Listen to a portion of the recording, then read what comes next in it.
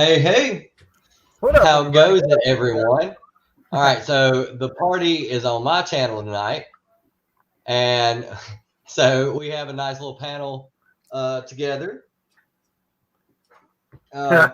First off, we've got to my next to me, however you want to say it. Huh? To your immediate other side. We got Southpaw Brad joining us not too far from me. Say what's up, Brad. What's going on, chat? Thanks for joining us. What's up, Brad? Great to have you, man. Awesome. Thanks. I appreciate it. I'm glad to be here. Heck yeah. It's excellent being on a show with you. Yeah. I know. I like it. I told Roscoe earlier. I feel like I know you guys because I'm in the chat every single week. So it's nice to interact directly with you guys. We'll see how late we can get Brad to stay up. I know. That's that'll be the kicker. We'll see. And we also have El Roscoe. Oh, what's up, everybody? Hey, Brad, thank you so much for joining us, bro. Appreciate this. This is awesome. I hope everyone's here going to have a good time tonight here on Tylox's channel. I'm so pumped. This is awesome. Phil's back. He wasn't on my channel. I'm still salty about that, but I had an amazing clip of him, so it was like he was there. So good to see you back, Phil. Glad your computer's working, but and then the Yeah family, I love it. What's up? And Tylox, thank you so much for hosting this week. Truly appreciate you, bro. No problem. It's my pleasure. And chat, you guys are awesome. Yes, chat. All right. We will go with Phil Nader. Philinator. Hi, everyone. Hello, Filfs. I brought an apple. That's all I got to say. We need to go ahead and just give the people what they want.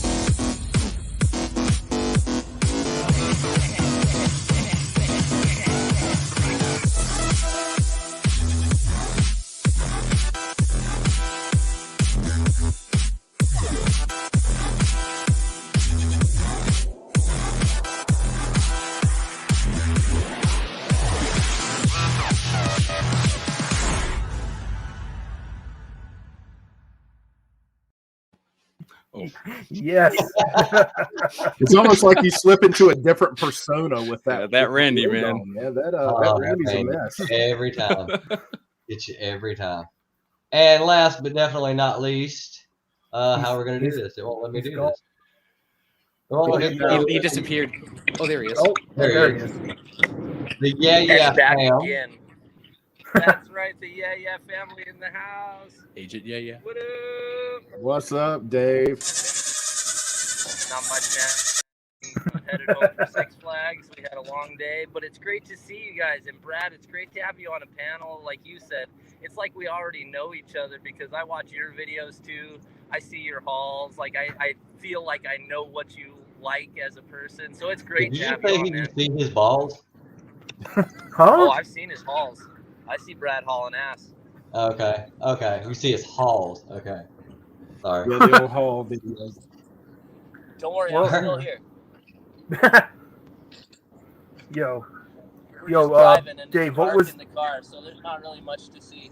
Dave? What was the family? What was the family favorite ride? What was the favorite ride? Who threw up the most? Yeah, right. Who was the favorite ride, Dave? What was the best ride? Dude. Oh man, the Boomerang is one of my favorites at Six Flags. But the Superman and Batman rides are both epic. Same with the Wonder Woman ride, pretty epic. The kids, they hung out in the Looney Tunes area for a lot of the day just because it had the smaller rides for Sterling. But yeah, we ate a bunch of good food, and it's Christmas theme at the park right now, so you know how I am with Christmas, guys. Oh, I love it. I freaking love it. Yeah. How's Mary? What is she doing? Is she okay? She's right She here. okay? What's up? Yeah, like she's getting that. Is she okay? Mary collects. Dies on the road and not on the phone. Yeah. Right. Like, Oh, that's I'm why staring I at the said road do it. like, oh my god, okay. We appreciate y'all's dedication. We're gonna pull over. Yeah, We're gonna pull over and switch tell you spots what. here pretty soon. So I tell you what, Mary. yeah, if I jump out and jump back in, don't mind me. Just let me back in, Tylox. Okay. Well, I was gonna say, since you're driving down the road, Mary, you're just gonna have to take his place and be on the panel instead. And all the questions that I No, ask him, you're gonna have to explain his Hey, answers. she's You're got a married to him, prettier you should know face him that than well. me anyway. Yeah, that's true, Dave. I That don't is know very much true. about comics, but I can sit here and watch. None you of these guys. questions Talk are about metal comics. music and movies Just- tonight. Oh, okay. Okay. Mary.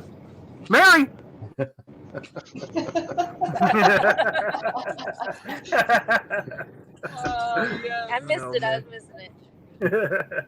Oh, look out for Phil. Oh my goodness. Dude, Phil, Oh, that right. clip is still the best thing ever.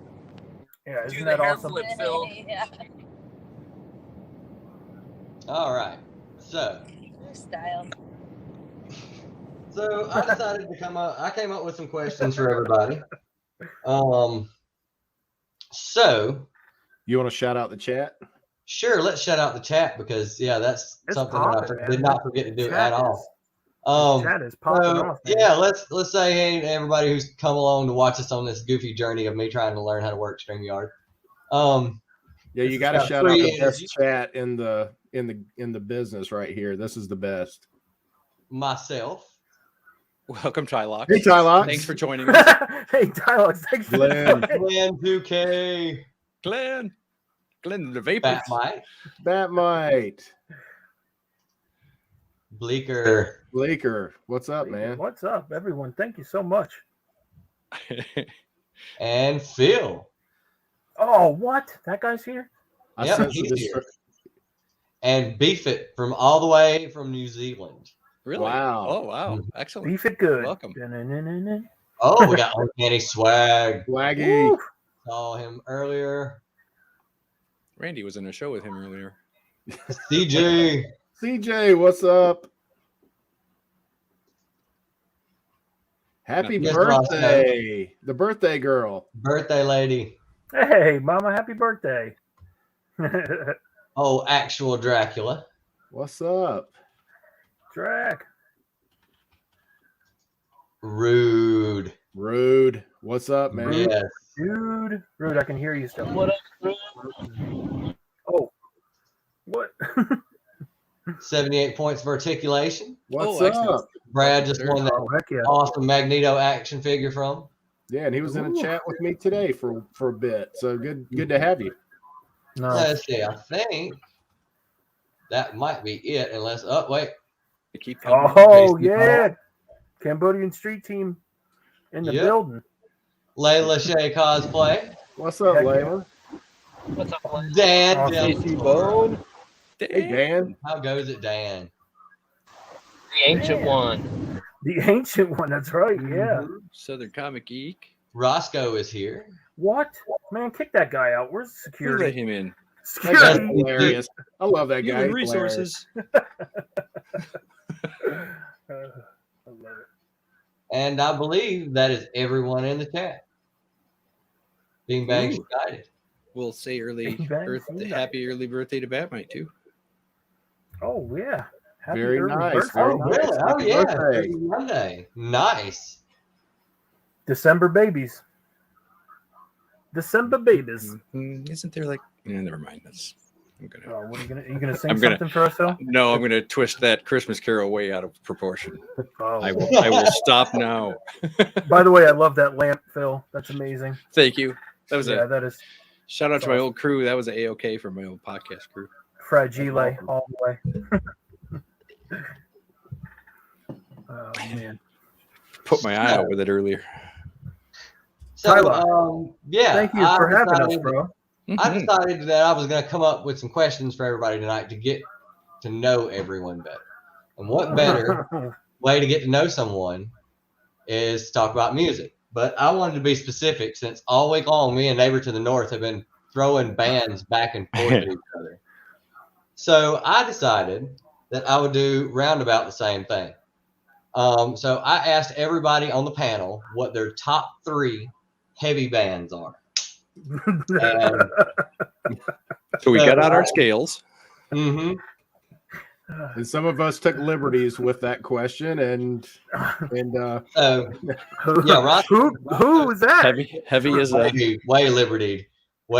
I was like Journey, heavy, I was, and I don't know what I was thinking. Like like heavy, like man, that's like a heavy, like a group like that. You feel like, I don't know, because usually when people say heavy, they mean like heavy metal, like heavy metal or hard rock. Like, but you were like heavy, and I was just like, oh man, I saw all three of these guys in concert, and they all like were awesome. Like they hit heavy to me. So I was like, maybe that's what he means, but I should have asked.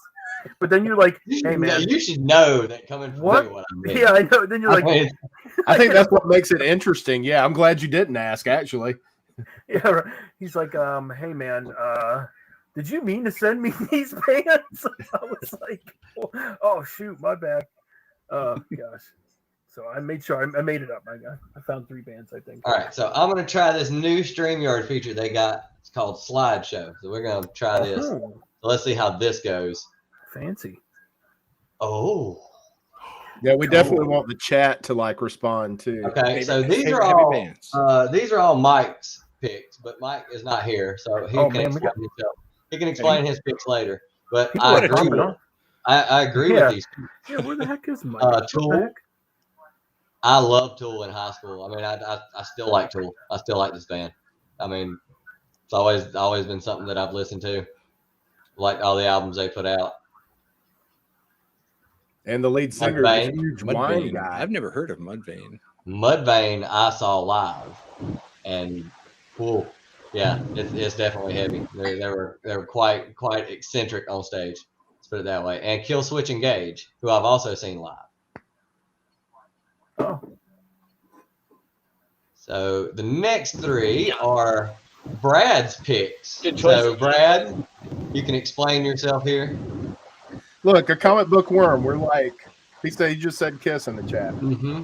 Yeah, there's a lot of the chat is popping off with all the people. Like, people are saying, man, what we got here? People are saying Pink Floyd to AC/DC. Oh, definitely. Enya. You got to get some Enya in there, Phil. I get at least one headbang out of every Enya song. Yo, Comic Journey says Meatloaf pretty heavy. I love it. Yo, Comic Journey, you're my dude, man. He said the Meatloaf. Yes, I love it. And you run now. So yeah, what significance does play to you? So Kiss is not typically a heavy band, but I use the question to. It was in like for me, it's from the perspective of when I first was introduced to them. So Kiss was my first concert. So I saw Kiss. My mom took me to see Kiss when I was 10 years old. So you talk about just a mind-blowing experience for both me and my mom.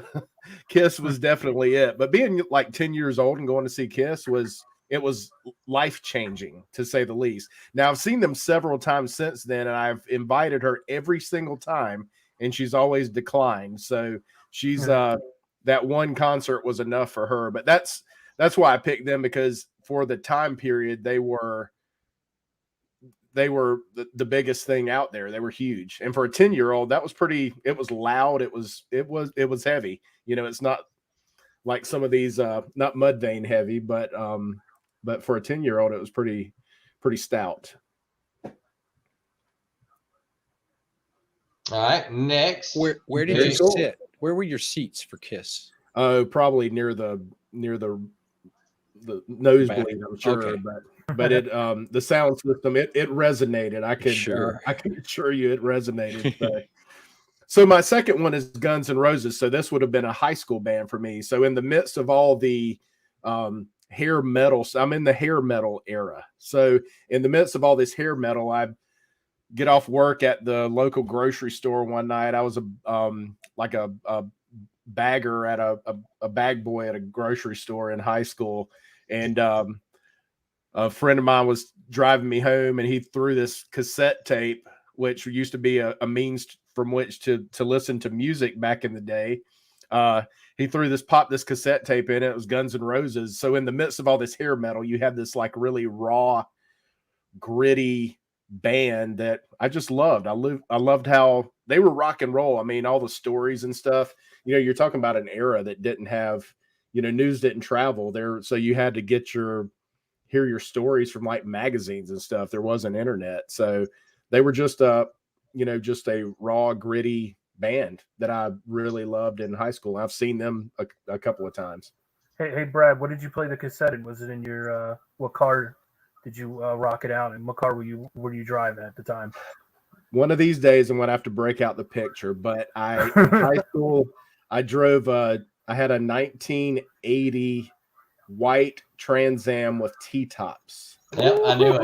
So it was like Burt Reynolds' car, but white. Yes. Blasting Guns N' Roses? Yes. Yeah, and I had He was Kid Rock from Joe Dirt. And it was not. I didn't have a Tylox level mullet, but I did have one that would flow in the. Oh my gosh, where's that picture? So it exists. It's out there. Yeah, we definitely need that picture. We got to get a couple more panels under our belt before I break that one out. Connor, if your nephew Connor is listening, please get us that photo. Please leave. Yes. You can hit us up on the ID. Oh man, we will definitely take that.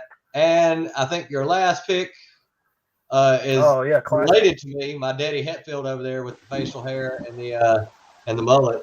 Yeah, that's a young Tylox the Mighty right there. Yeah, that's my daddy right there on the left. But yeah. So coming off that hair metal era, and you're riding around with friends, and somebody pops this in, and you're like, "Holy crap! What what am I listening to?" And it was just like such a departure from what that entire era was like hair metal. So it was such a departure Old from Metallica that. shit. And I just man, I loved it. And I'll tell you a really interesting fact. So I always liked Kirk Hammett, the lead guitarist for Metallica.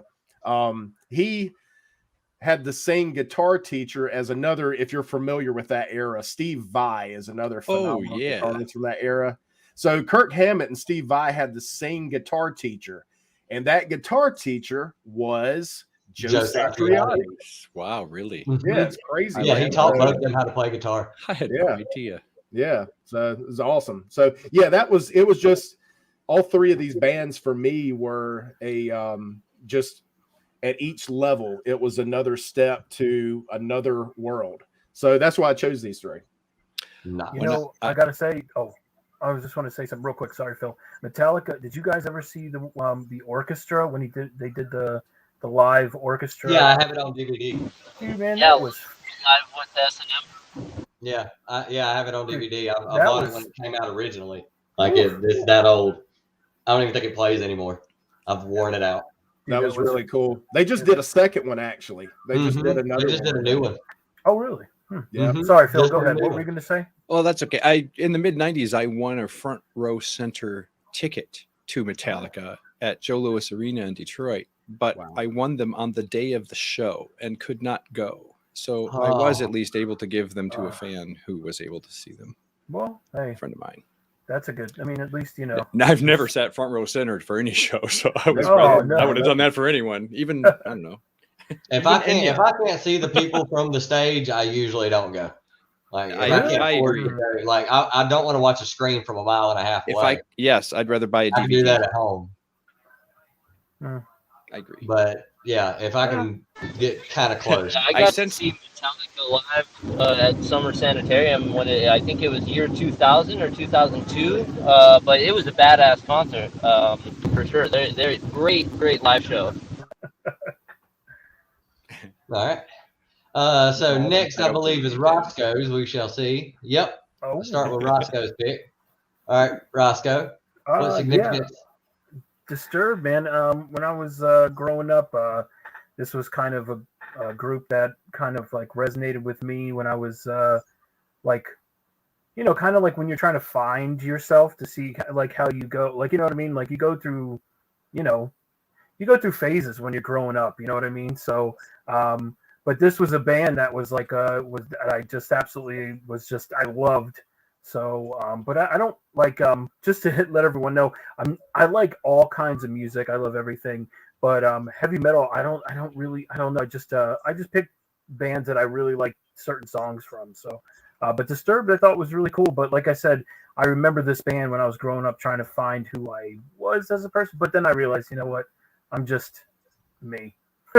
So I wasn't like in that like eyeliner mohawk, black my hair. I mean, I also went through a Slim Shady phase too, where I like shaved my head and dyed it blonde. Now we're talking about tracking down pictures. Mom, can you Yeah, get on there yeah. for us? Here's a picture of Roscoe when he was a wee one. Oh man, yeah. But yeah. So this song kind Y'all go of check that out on Instagram. yeah. But yeah, I just like that. Oh, and then Ooh, Linkin Park was just Mhm. when their first album dropped, I literally listened through the whole thing. Like it was one of the first albums that I actually just could just listen all the way through. Like it just flowed so well for me. I don't know. I just it was one of the first albums that I really felt like that was just like, man, this is just awesome music that just, and every song just went right into the next. And then they also did a crossover with Jay-Z, which was also really dope. Yeah, I love that. I like yeah. everything about that. Yeah. So, but honestly, another one. I shout out. I used to live in New Jersey. Shout out. I used to work out ShopRite. Does anyone know what a ShopRite is? It's predecessor like, to Kroger's. yeah, pretty like a Publix in Florida, or like, you know what I mean, just like a Yeah. So Okay, yeah. I used to work there, and I remember listening to them on like CD in my in my freaking Walkman, as I rode my bike home, like like just blasting that in my ears, like I loved it. So, but yeah, that's Linkin Park was just such an awesome group. But like I said, when they did that whole when they did the songs with Jay-Z, I was just like, what? I loved it. So yeah, It's amazing how well those mix too. I really like that as well. Mm-hmm. yeah. That's the last one for Roscoe. System of a Down. Yeah, just got to say, I love System of a Down. I always forget his name. What's his name? Not Lars. What am I saying? The lead singer. Surge. Yeah. It's just such a unique voice that every time he sings, and it's unreal to me. Like his range and just how different he sounds, just makes me just love System of a Down.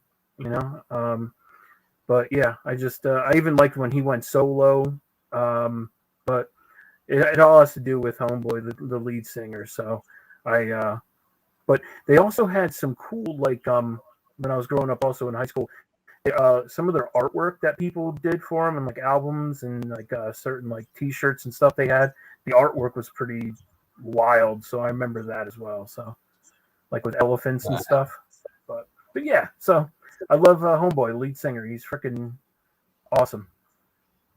Surge Tankian. Yeah. I couldn't remember exactly how you say his last name, so I didn't even want to attempt it. I think he's Next a vampire. up is Dave's pick, and I fully endorse all of Dave's picks. So Dave, can you hear me?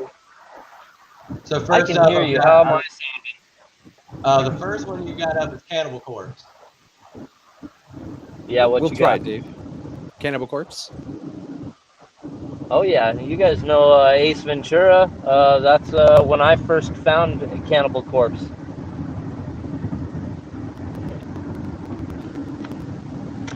I'd never heard of them. Yeah, they were the band that was in Ace Ventura: Pet Detective. I seen them when I was like 9 or 10 years old. They're incredibly nice guys. I've met them, seen them live. It was a lot of fun. Those aren't the ones you ate at Waffle House with, is it, Tyler? No, this is not the one. I ate at Waffle House one time with Cradle of Filth. That was very interesting. That's how I found out about it. Next up for Dave's picks is Slayer, who I've also seen live. God hates us all. Oh my God, I love this band so much, because to me, I don't think there's only like a couple of albums that they've had that weren't like runaway successes, and then the rest of them are all just how you should write heavy thrash. Dude, I've seen Slayer live so many times. By far, it's my favorite metal band. Rain and Blood, God Hates Us All. I mean, I've seen them on many tours, and they play such an amazing live show. I highly recommend it. If you're a metalhead, check them out live. And last, and also not least, I took this picture of Pantera on stage in 1991. They played in Moscow with Metallica. And there were 1.6 million people there to watch them play. 1.6 million people in one place to see a concert. Hell To yeah, watch dude. Pantera is up Metallica there and with Slayer for Pantera me. and a few other bands play. So yeah, go ahead with Pantera. Yeah, I love Pantera just as much as Slayer, you know, and also their side projects. I don't know. I mean, I'm sure Tylock, since you're such a big fan, you know the side projects. Down. Superjoint Ritual and Down. Down is one of the best doom bands to ever be invented. Totally. Yes, the actual Dracula, I agree. My favorite Slayer song is Seasons in the Abyss. I would recommend that as where everybody starts when they listen to Slayer. Let's see. I think Phil's picks are up next. Phil only had 2 picks, and then he was going to pass it on to whoever wanted to go next.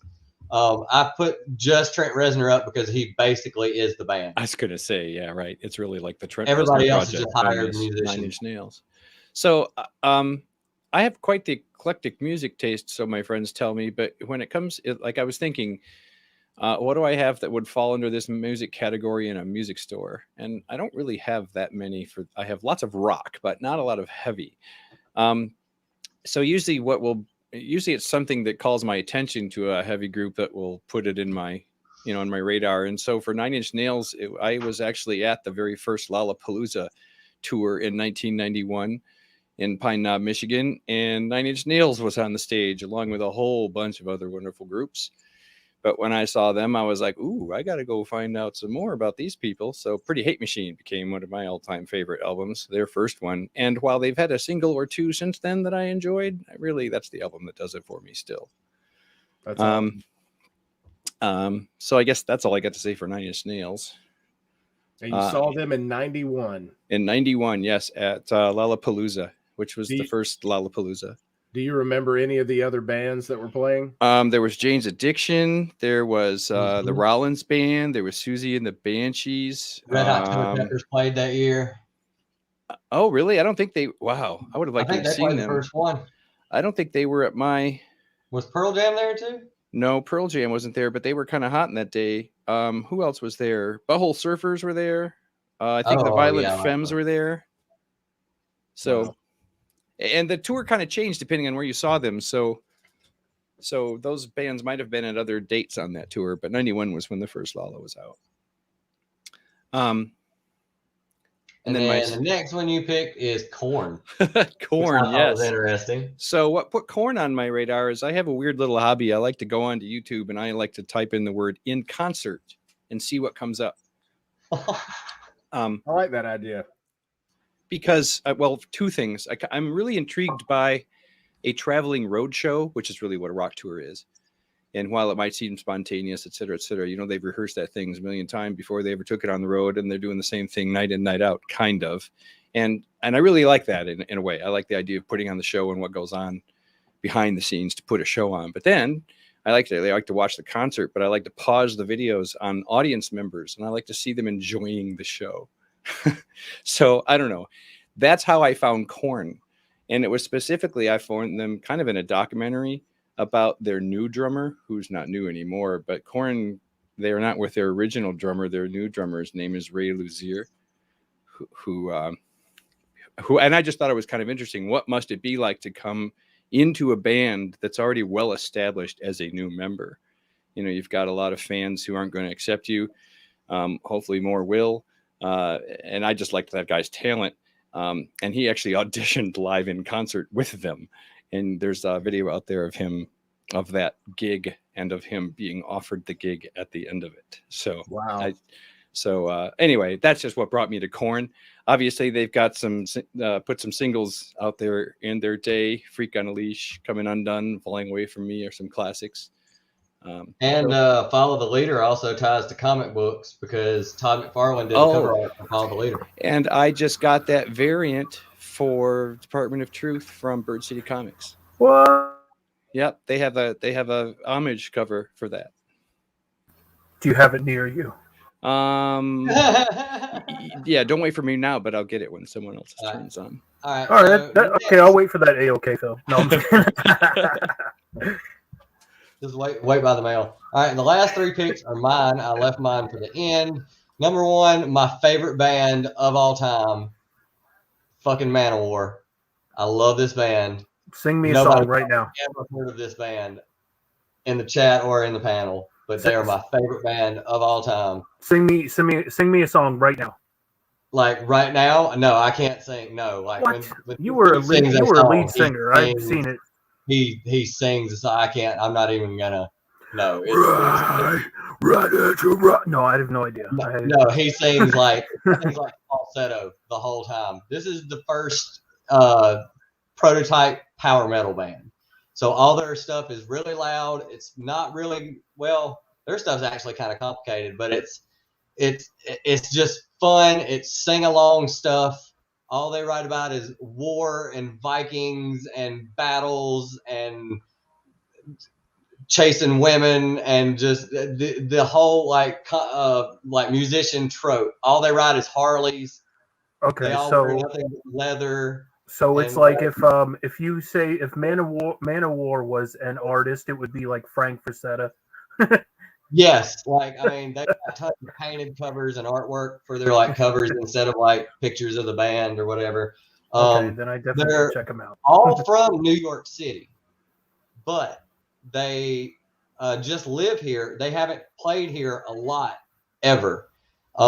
They've always played in Europe. They're huge in Europe. They're like talk show huge in Europe. Like it's like having Kiss on for them in Europe. But here, not so much. They're just not that. It's not that big of a popular thing.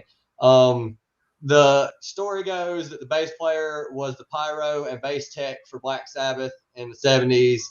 Ozzy, right before he quit the band, was talking to him, and he said that people were calling him heavy metal.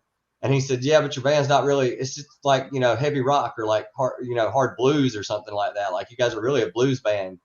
And he was like, "You're not really like metal." And he was like, "Well, if you think you can be a metal band better, then you go do it." And he was like, "All right, cool." So at the end of the tour, he went home. He got 4 of his friends together, and you had to play loud. You had to be ripped. You had to wear leather. You had to ride motorcycles. You had to do like all that stuff, like or else no go in the band. Like that was in their contract. Yeah, pretty much. It was like you have to live it, or else it's over. And like so they've had great musicians in the band. Get your motorcycle license. It's the greatest thing you've ever heard. I promise. You can only drink Orange High C. Black Sabbath, the band that started heavy for most people. When people think a band that started heavy is normally Black Sabbath, Iron Man, War Pigs. All that. I mean, Ronnie James Dio's been in this band. He was phenomenal in this band. Like Tony Iommi. I mean, all the guys in this band were legendary musicians. It's insane how influential this band was to everybody who's played. Everybody who's been in every metal band all like Sabbath. It's ridiculous. And my last pick is Megadeth. Yes, Metallica was the band that like broke me open to thrash and made me really looking at like extreme forms of metal.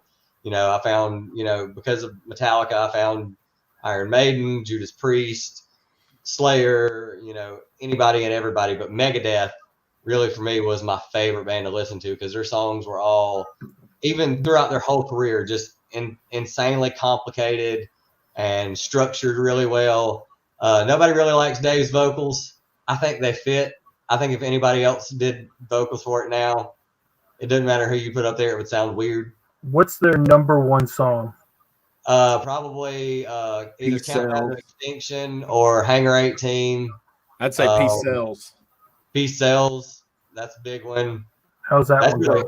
That's an older song too. It's got a sick bass line at the beginning, so it's awesome. It's really cool. Yeah, like everybody, and that's why I picked this iteration of the Cue up band. the video, Ty Locks. Let's get some dings. Video Let's queued get up some for dings going. Oh well, if you guys love that song, there must be another person that loves that song. Peace Sales, yeah. Peace Sales. Dave Wink, is, wink, wink, wink to you, Ty Locks. do what? There must be another person that loves that song. Who? Never mind. I missed it. The clip that I sent you. That was a clip hint. Yeah, clip hint. Oh yeah. Oh, wink, wink. Oh yeah, wink, wink. Hold on. Y'all forgot the secret code. I love that song. Yeah.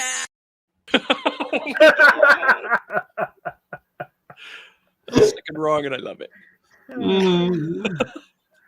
Is Phil? Is that what you were laughing at earlier? Yeah. Is that, God, where did you drag that? You had to like drag the bottom of the internet to. That comes from Roscoe. Yeah. Find, Roscoe's scouring the depths of the internet to come up with that one. Sometimes things pop up and I'm like, what is this? And then I'm like, all right, cool. I'll use this. If you want to have a lot of fun, go into YouTube and type in Florida Man and just hit enter. You will have a great day. Oh, that was a man. No, I have no idea. Is it a man? I don't know. Play it again. Let's see. Chat, tell us what you think. Is this a man or a woman? I thought it was a woman. I love that song. Yeah. I don't know that the second time did me any good there. I don't know if we're Sorry. StreamYard. Hold on. I love that song. Yeah. It's an episode of Terror Chicks. Oh, jeez. It says on your chart that you're fucked up. Hey, hairy old fat guy. Hey, what's up, hairy old fat detective? Is he here? No. I think that's amazing. Yeah, that is that's another one of those Saturday night things you can't unsee. Yeah, it'll never. That's what we're here for. Courtesy of Ty Locks and Mighty. Yeah, play that clip of that person that looked like they chewed a palm full of gravel before they talked into the camera. The teeth are just non-existent. Oh, they're there. It's like half teeth. He said They're like they're half teeth. Oh wait, sorry, wrong That was one. it. Nope, that was it. Oh gosh. She's a man, says Uncanny. She's a man. Yes, I almost made a pact with her. Yes, Bleaker. Miss Swan. Oh, You're looking like the man. All right. All right, But- But they know their music. Trying to See what happens when we learn how to do clips. Look out now. Yeah, look out. We got to do tour. Now it's all downhill from here. All right, so I also asked everybody, and this I don't have to play a slide for, so you won't have to look at my horrible slides. I asked everybody what were their collecting goals for 2022. What do you have upcoming that you want to get? What's on your list? Runs you're working on. We're gonna start with our buddy Brad here. Huh? Your collecting goals for 2022. Baseball cards. What is it? Record? You gonna start collecting records? No, cards. You have to get into records now. As far as baseball cards are concerned, my goal is to shove you down the slope, so you can start buying. And I watched it. I watched the live pack rip. So I bought 2 packs. First 2 packs of baseball cards I've bought since I was 9. By the way, you know what I learned about pack rips or unboxings of cards? If you will get a thumbs down if you move those suckers off camera for even a second. Did you know that? Really? Yeah. They think you're faking or whatever. If you move something off camera and then you come back with a cool pull or whatever, they think you're so you have to hold the whole stack and mine are all normal cards. Like keep it in the frame. Yeah. Huh. I learned. I don't know how I feel think about it's silly, throwback but I'm just cards saying. being my age cards. But anyway, go ahead, continue. Sorry. So my goal. So I typically buy spec books. I like to first appearances. But I am Where's getting Rude? in. What's that? I said, "Where's Rude?" Where's Rude at? Where's Rude? What, is he not- Rude. He loves the spec. He hates it, doesn't he? Yes, yeah. I think I've had this conversation with Rude. Rude, if you're listening, the links, I sent the link to you so you can. Yeah, That's why he throws away all his comics when he's done. Yeah, and by the way, where's Mike? Has anyone heard from him? I have not heard from Mike. All right. Sorry. I'm sorry. Go ahead, Brad. No, it's all good. But that's typically that goes back to me as a collector as a kid. I liked first appearances. I liked milestone issues like number 1, number 50, because to me, being Roscoe, you and I were talking earlier about being a, graphic design, having that kind of background.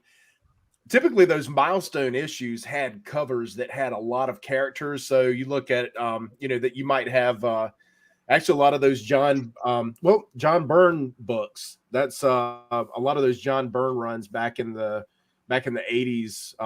I've got Fantastic Four and Alpha Flight and I've got the actual books I bought right off the newsstand. So, but Alpha Flight number 1, you've got every Marvel character represented on that cover. So that's one of the reasons that I like those things. Now, something different that I want to do. I'm still going to do that.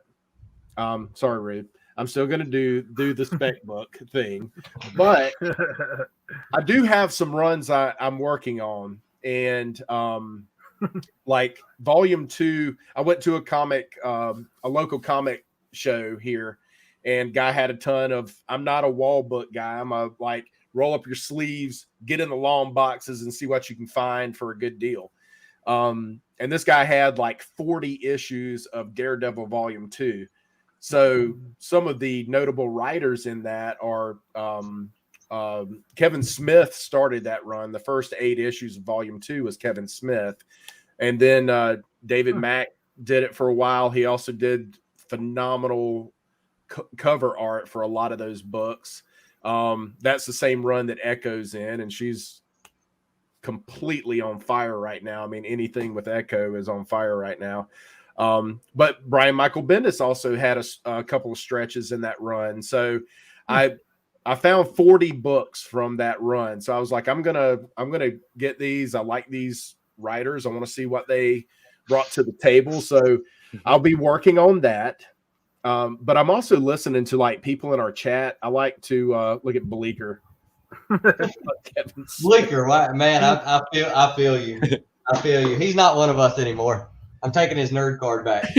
Well, he's sold out. He cashed in, but I want to see where I watch the chats on my own channel, and on when we're in these chats and stuff, I watch what people say, and so many people are talking about indie books. So last week I probably bought more indie books than I've bought ever, and just because people recommended the stories. So I am a comic reader. I'm not just a collector or or an investor or anything. I like to read my books. So I took to heart. Yeah. So yeah, it's that's a big, I don't just flip through and look at the pictures.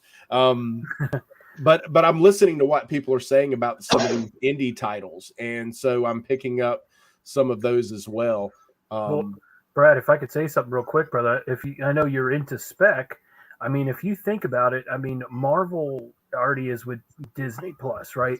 So if you think about it, if you're looking for spec, if you do an indie, I mean, that opens up almost everyone to if they were going to start a show or a movie, that opens up everyone, because I mean, any of those, you can have a Netflix or Amazon. So that I think that opens the door more with indies now, because there's so many creative titles. It's not like the superhero, but like you were saying, you love the spec.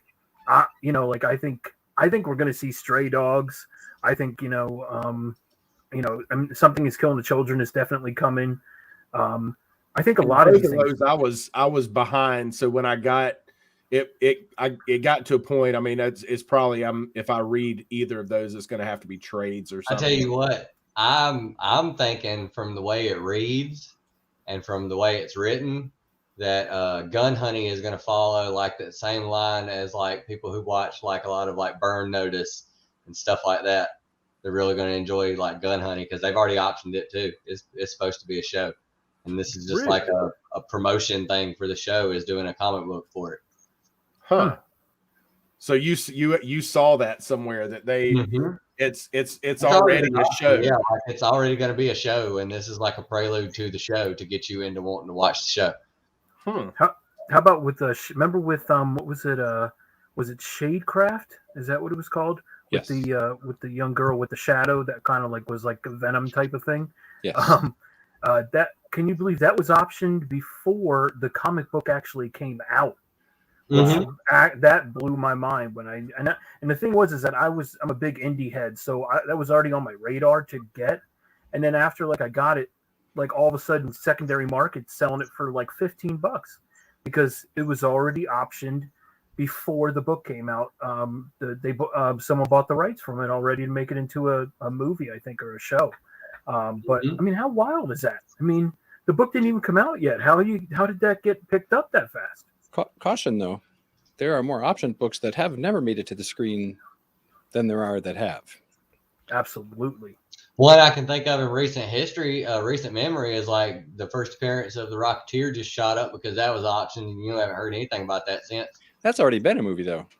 That Mhm. option has, I mean, Yeah. So if people are going to spec on it because it's going to be a movie, that's coming. That's happened.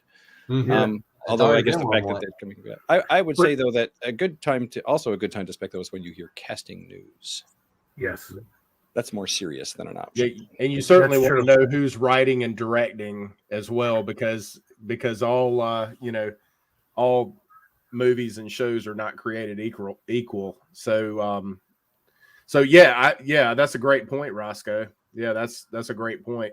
They're and it's so competitive right now. I think that's why you're seeing what you mentioned was it's so competitive out there, and they see the backing that these shows have, so they're trying to jump the gun, like probably reading scripts or reading like raw ideas about books and jumping on a product and try to be the first ones to get in on something. Cash is king, so they're trying to like get out in front of it and stuff. So I plan on reading some of these indie titles, and There's some great ones. yeah, there's a lot of really good ones right now. I've even gone back and tried to track down some of them. I think the first one I bought was Heathens, the Heathens, and me and Tylox were talking about that one, so I picked it up, and it seems like a really interesting story. And then what's the furthest place from here? Mhm. I just picked up a couple of those and some of the different and it's an interesting premise because it deals with what our last segment was about, which is music. There's a music element to it, but there's a lot of, after reading that first issue, I've got a lot of questions, and it kind of left me on a bit of a cliffhanger as well. So I'm curious about that. But and then the other thing is, I think I'm probably going to send in some books to get graded. So I think that's something I want to do. Some things I've got sitting around that I would like to. Samesies. Yeah. That was definitely one of mine as well. That was definitely one of mine. I see a Flash Gordon riding a shark slab, and I see a Darkwing Duck #1 and a Gargoyles #1. You already know, bro. And Probably Street Sharks. probably the Double Dragon I'm gonna send you to. Oh man, I can't wait, bro. You're awesome, dude. And I have Street Sharks issue #1, which is absolute fire as well. That's one I've definitely. It's beautiful, beautiful. And I also have a One Punch Man from an amazing human being that's underneath me that I definitely also want to get graded as well. So, but yeah, I'm with you on that, Brad. 100,000,000%. That is definitely a goal of mine next year to get something, because I've never actually sent something from myself in to get graded. Never done that.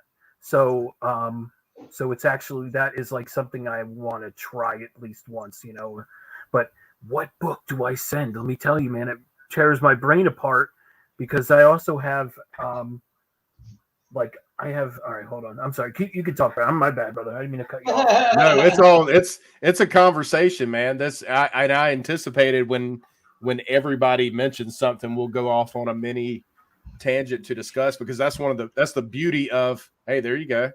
I mean, there's a couple of candidates. I mean, it's just like, what do I send in? But yeah, it's tough. That's another thing that's why it's definitely a goal, because I'm like, what am I gonna send? What is so you would send it in directly yourself? That your, I don't want to jump ahead to what if you're going to talk about that, but I'm just curious if you, because what I've considered is having them pressed and cleaned and then have that person send them in. Just you're not going to press and clean them with the grading service? No. Okay, so I think they've added some significant time frame to an already extended time frame. So yeah, I would probably look into sending it to someone who does that and have them submit for me. And a lot of those guys have been doing it so long that they can kind of pre-screen too. They can tell you, like, when you press as many books as a lot of these guys out here are doing, they can kind of pre-screen and let you know, like, hey, this is what you can expect. So yeah, that's what I'm thinking about. CGC only pressing is not clean. Yeah. So I'm not sure. Like, I don't think I want to send it with the company. There you go. I'd want to check Bleecker, 24 to 48 hours. Really? Bleecker, do you submit also or no? Oh yeah, Bleecker, let us know. Oh, we're making some money for Bleecker right now. Hey, right place, right time. I got you, Bleecker. Because I mean, the thing is, a shout out to Copy 801, who's not in the chat or on the panel right now, but he's doing some mystery boxes. And highlight Sean on the next, because I'm going to send mine to Sean to pre-screen, because he just did an unboxing last week and everything was 9.8. Oh my God. Banger after banger after banger. Man. He pulled out, I think he got like 8 books, and he got all of them back. They were all 9.8. What up, Michelle? Yeah, that's like number 1, 9.8. I don't know if he can ever submit anything again. I mean, you can't expect those standards every single time, That's awesome. So yeah, I'd be curious. Bleecker did comment. He said, I do submit, but been put off CGC. Yeah, okay. So he could send him a CV. What up, G-Spot? Probably who he's using. G-Spot, what up, brother? That one that had reached out to Sith really caught my attention because they're nice looking labels. Yeah, what's it called? EGS. Yeah. They have some nice looking labels, nice looking cases, and faster turn times. Way faster turn times. Is that so? And that's a whole. I'm going to do on my channel. I'm going to do a whole thing about the different grading things, because in cards it's so different. There's about 3 or 4 grading companies that do cards that are respectable. And I think you just have to, I think that just comes with results, like you have to see the results to have, to become respectable. You got to build up a reputation. Right. Exactly. So is that I think that same company does card pressing now. Oh. And is it done by, I think Master P is involved on some level. Who? EGS? Yeah, he's in the commercial. He does the commercial for the card pressing. 20. I doubt it. He's been collecting basketball cards for forever. That was like a thing. Like they said that on MTV years ago, that he had a huge basketball card collection. Like that's his thing. He finished the ad by going, and that was the end of that was the end of the ad. So yeah, I definitely have some runs I'm working on that I want to continue to do, and just Lord willing, continue to be blessed to be able to purchase at the rate I'm purchasing. That would be a significant goal as well. So but that and get into some more indie stuff, and I'm always open to suggestions. Hopefully hopefully it's stuff that I haven't missed the boat on. There's several I have missed the boat on, but the indie stuff will be important to me as well, and then submitting stuff for grading. Hey, We can hey, do. Brad. We can do. Oh. We can do. What you got? See a card there, Roscoe. What you got? I was about to say, we can do. Have you ever sent anything? I'm sorry. Did you say have you never sent anything a card in? Nope, never sent a card either. Okay, so I went through PSA for this Tua autograph rookie, and it's out of I think 49, 24 of 49, only 49 of this Holy card. cow. I went to and the guy that I okay, so the way I got this was like an Instagram like unpacking, like you buy a pack and they open it live for you, and I just like was like, oh man, I've never done this. I'm like, I don't think I want to do that. It just seems stupid, right? And they're like, well, there's a guaranteed like autograph card and there's a guaranteed jersey card in this box. So I'm like, well, on the pack, this is what I thought was weird, but Russell Wilson was on the pack. And so I was like, I'm not going to do it. So I exit out. And then the first thing that pops up on my Instagram feed, like the new thing that pops up, was a picture of Russell Westbrook. So I was like, you know what? If that's not some kind of like omen to be like, hey, man, maybe you should try it. So I went back and bought a pack. And on the one I got, I can't believe I hit this freaking card that but the only thing is that I came back a stupid freaking 7. I'm so mad. It still says near mint, which how is a 7 a near mint? Yeah, that's like that doesn't I don't know. seem right. Yeah, that would usually be a lower grade, and it's so. And that's the other thing I thought would be a cool topic for a show would be to talk about the differences and similarities and differences between card grading and comic grading. But I wonder if it has something to do with the signature, because maybe the signature brought the grade up. But the thing is or that down. Well, it's actually not off. Like sometimes you get off for it, like go running off of the like sticker that it's on there, but it's perfectly on it's like not off the side. Like it's just barely on the edge, but it doesn't run off because he curls it in. And but I was like, sometimes they take off for like the mess up signature, like not being a full. And I'm like, how is that? Like, come on, like that guy's just signing real quick. Doesn't break it. Doesn't Yeah, count. imagine if that was only 50 cards. Yeah, this is out of 49 or 49 cards. Imagine if he was doing 2,500 of them. You get the 2,500th. Bleecker says that the signature brings the grade down unless it has a COA. Well, the back of the card doesn't it say on the back of the card? Yeah. Yeah. Okay. Well, there you go. I mean, it's that card, that set is specific. It's different. That's where it's different. Cards are different than comics. So done. The autograph is done by the manufacturer and put into a pack. So that's the difference. Well, I was going to say though, Brad, sending it to PSA is I sent this last year, and back in like September, and I only got it like I don't know, like a few months ago. Like it was ridiculous. It was unbelievable how long I had to wait for this stupid freaking card to come. But I think it's only that I think I have like the second highest on the census though on the PSA for this card, so that's not too bad. Because I talked to Sith about it, and Sith kind of looked it up, and he was like, "You have the second highest rated on it." So I don't know. So, yeah, but anyway, this was the only one I've ever sent in. It's my only graded card in my whole collection. So, so hopefully he's a good player. That's all I can say. But I also want to point out, I'm a Dolphins fan, so he's actually not. He's actually not bad. Yeah, he's not bad. No, he's only in his second season, but there's some potential there. Absolutely. I assume grading cards is less expensive than comics. Do you know submitting fees and stuff? Yes. Yeah, it was cheaper to I did it through the guys that I bought it through. They have a cleaning and submitting. Empire, what's up, man?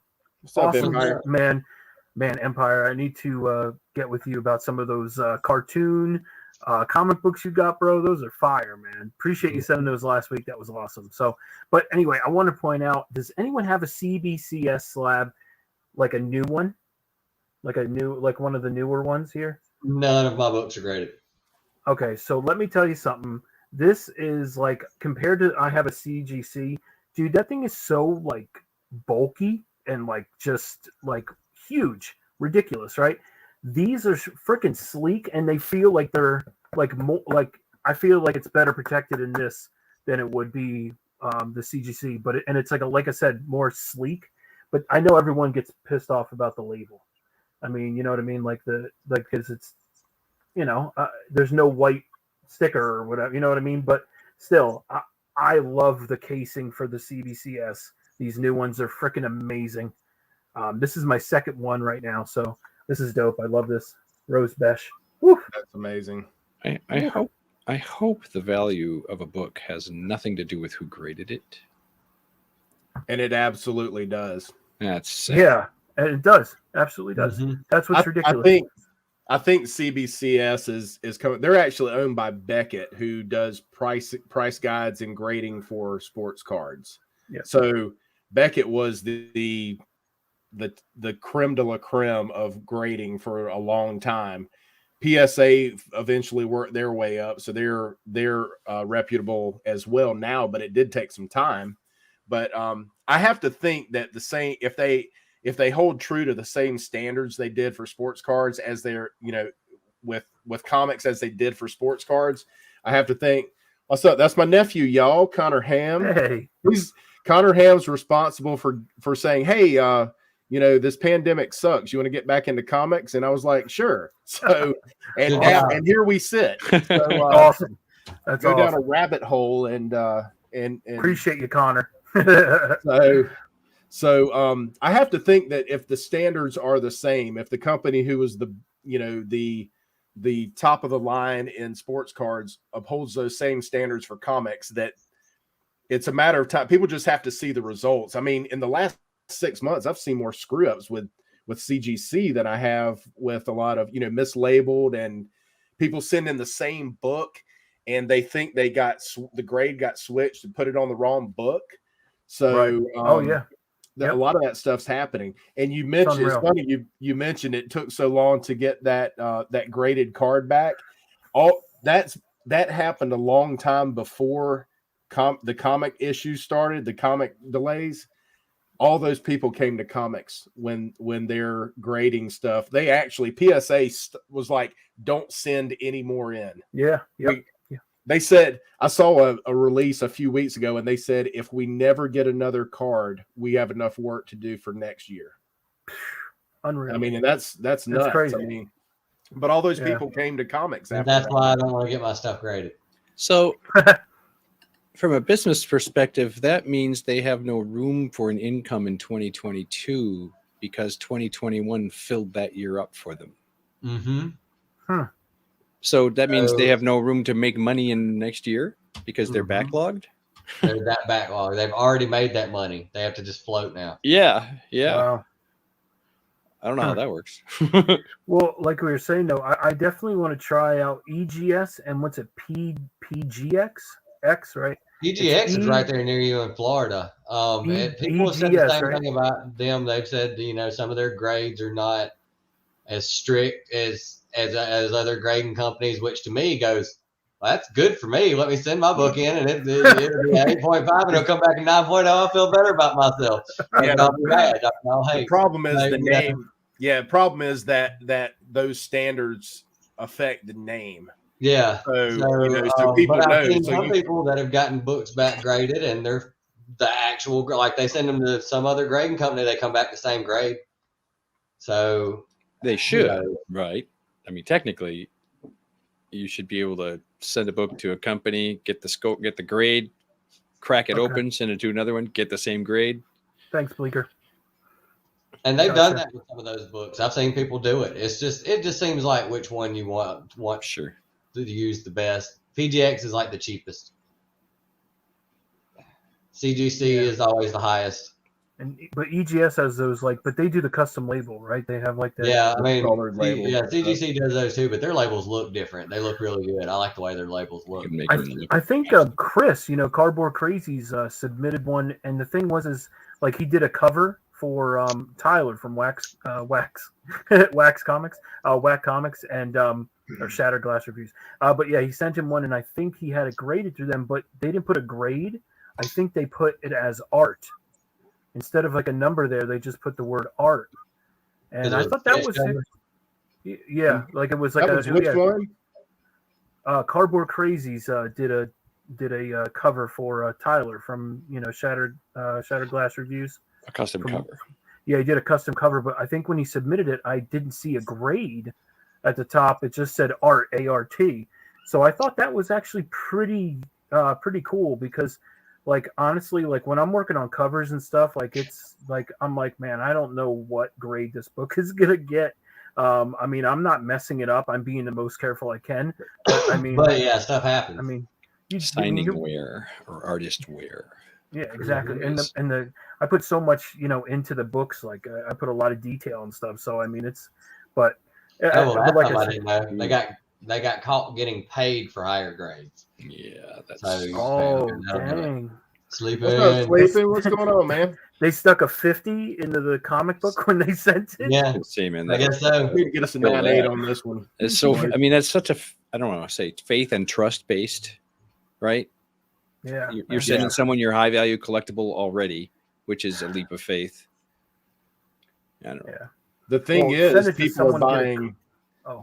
People are buying PGX on eBay, getting it in, cracking it, sending it off to be pressed and cleaned, and resubmitting to CGC because PGX books are cheaper to buy. Yeah, for the same reasons that Bleeker's talking about there. Yeah. So they're buying a graded book cheaper. It's somewhat encapsulated, but then they're cracking it and getting it pressed and cleaned, and getting a 9.8. I mean, I guess it's smart. Is that it for you for 2022? Just getting some books graded. We went off on a major tangent on that. Yeah, I know. Well, that was one of them. It'll be all right. But my number 2 is I'm going cartoon hunting, man. I'm looking up for I've been on such a big cartoon hunt, so now I'm focused in, and I'm getting a whole list. I've actually talked to people in the community that are. I got books for you, man. That's awesome. I appreciate you, Phil. So I mean, people have hit me up and they're like, "Hey, I gotta. I know I've gotten some before. If you have a list or something, what are you looking for?" And I'm like, "Man, this is so cool. This is why." And I'll say it. I always say it. I love this community. It's the best community in the freaking world. If you know, you know. We have built such an awesome bond with a lot of people. And then the thing is that we all look out for one another. I love it, man. I mean, so it was crazy. After we went on that whole tangent about cartoons, man, people hit me up left and right. So, but that's one of my big goals is to get a lot of, like a first appearance of Muppet Babies is on my list. I mean, I got some crazy ones. So I'm focused, and that's what I'm looking for. I'm going cartoons all day. So, all right, I know what Phil's is. Phil's is going to be short and sweet. What was yours, Phil? Well, one word describes my 3 goals. The one word is curate. I have a collection that has gotten much larger than I want it to be, and I am sure that I can weed a lot of stuff out of there to make it a collection full of things that I like a greater percentage of those books, I guess is the best way of putting it. So under the category of curate, I have read, purge, and slab. So, assuming that if I read my books, I'll know what ones I like or not, which is a broad statement. Then I will know what ones I don't like and which ones I can sell and put right back into the hobby or pay for my retirement. Either way. But during the course of that, I've talked about this before. I was kind of in the situation where I thought I might be selling my house, and as a result, the thought of moving my huge collection all of a sudden became kind of prominent in the forefront of my head, and I don't want to move all those books. So instead, I decided, well, why don't I sell some of them first? And that's what I'm going to be doing. So this year, I hope to like cut I have thousands of books I'm probably going to want to get rid of. So it's going to be a giant eBay year for me. And that'll help kind of rise to the top the books that are worthy of long-term holds and are already a sound investment value. And that list will be what I look at when it comes to sending to CGC for the first time. So, which I will do. I too have never had a book slab. I've got a lot of books that are certainly slab worthy, and that are not part of some current fad or whatnot. They are definitely long-term holds. Nope, sorry, no X-Men other than recent stuff like Hoxpox and specs from that. But believe me, the community will know when I start selling. I'm not going to sell on my channel, but I will point people to where I am selling my books. You see sleeping? What is retirement? Yeah. Retirement. Yeah. It's the shelf that's behind you, bro. Yep. Quick question. Your AF-15 is retirement, man. Sure, Brett. Quick question all for right, Phil. I wrote mine down. Quick question for Phil. I was just curious. So you mentioned you were going to do eBay. Had you thought about like just doing it on Instagram? Maybe do like a or whatnot? I say eBay. I guess I should say I haven't really picked a platform. Of course, I'm most comfortable with eBay. I've got a good history there already and a perfect score. But I'm not opposed to like Whatnot or even Instagram. Hey, Kitty. I'm just not sure. I'm not comfortable with those platforms yet, so I would have to explore them a little further. And I would think you've got a trusted enough network that vouching for. Look, you got people in the chat yelling for stuff now. Green Lantern, Tech or Batman. Oh man. Phil's DM is going to be blowing up tonight. Yeah, no. Actually, what I probably will end up doing is say, you know what? Here's a link to my collection as I have stored it on League of Comic Keeps. Oh, you can, although I'll have to kind of segment off. Here are the books I'm going to sell, and I don't know. We'll figure it out. Phil, send it to us first. Right. Yeah. Here's the pan. It's like it's like getting if you have a MasterCard, you can buy tickets to the show 2 days before the general public. So yeah. Benefits of being on a panel are getting Phil's list several days before the general public. So I've already comped one part of his collection. And just so you know, you know what? Well, here's when I got into the hobby 10 years ago, again, after so many times of getting out of and back into the hobby again, it's kind of like, okay, quick quiz. What are there more of, new comics or back issues? Right now, as we speak, what are there more of?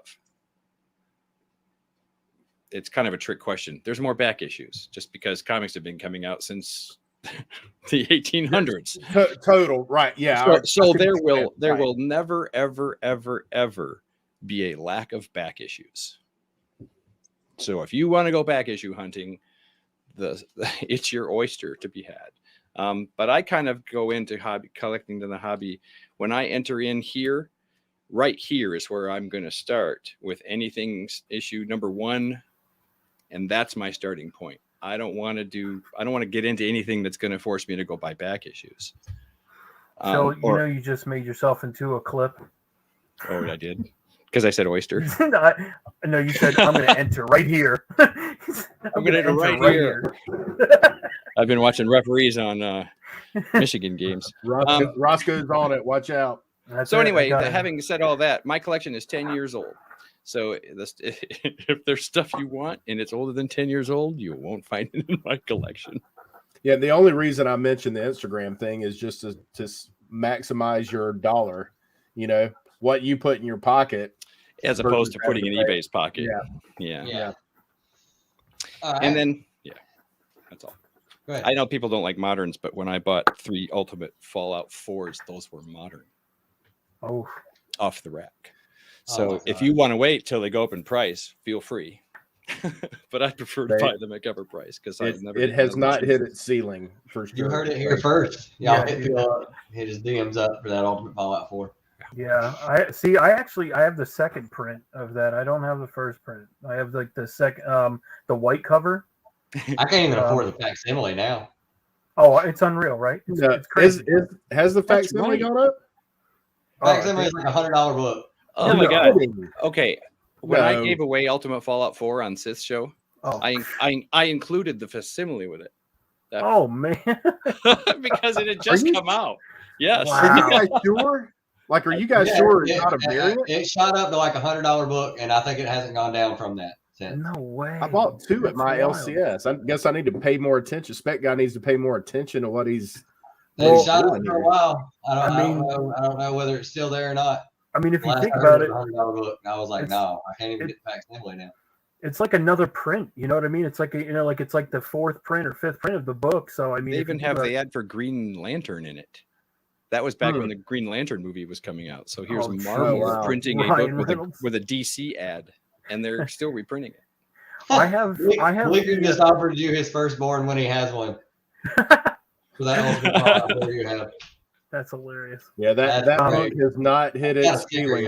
No, dude, wait, if the facsimile is freaking $100, what's the Halloween free comic book day one then? That's got to be ridiculous then, right?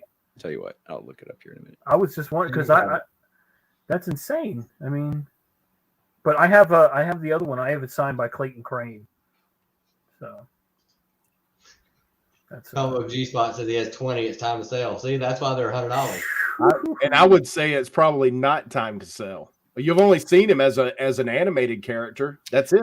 With the sequel coming out, even if he doesn't come to the screen as a live action hero, that sequel's just going to keep it. And he has to. He has to. He will be live action. It's no doubt. How many days are you? Yeah, how many days are you planning on? If you got time on this earth, wait. I mean, that's just a reality. If you've got time on this earth. Connor says he's seeing them for $10 or less, so it must have went back down. But people were buying them at one point for $100 a piece. Thanks for a heads up. I was about to say. Yeah, right. Yeah, like what? Teaser dropped today. I think me and Connor we go to the LCS once a month, and he's got a pull list, so we'll go and just pick stuff. And I know he got a copy, and I picked up 2 because I didn't get a chance to read the first one. But yeah, I would say that book is, if you bought it right now, so a 9/8's like $3,000. If you bought it right now, I would probably tell you that's a really good investment. Yeah, the facsimile is on cover price for $9.95. What was I don't know the official name of the Halloween. It was the Halloween Fest, I think it's called, right? Halloween Fest. It was the free comic book. Hey, Sergeant Slaughterhouse. How are you doing, Hazel? Hey. So for my goals, I have a big undertaking. I'm probably not going to make my Web of Spider-Man goal, but I came really, really close, and I started that halfway through the year. So I'm going to try something really bold. I'm going to try to get a run done from 441 of ASM Volume 1 to 200. Yeah. Let's see. Oh, well, this one I can scratch off because I don't need to do this one anymore. The Dungeons and Dragons Tempest Gate miniseries that they did. I want to get all of it. I've got like one of them, and I want to get the rest of those. Probably find those in dollar bins. Spider-Man 1682. I want to get all appearances of the Molten Man. Nice. So that's ASM 26. And that's why the Molten Man. I love the Molten Man. Okay. You'll see later. You'll see later. Okay.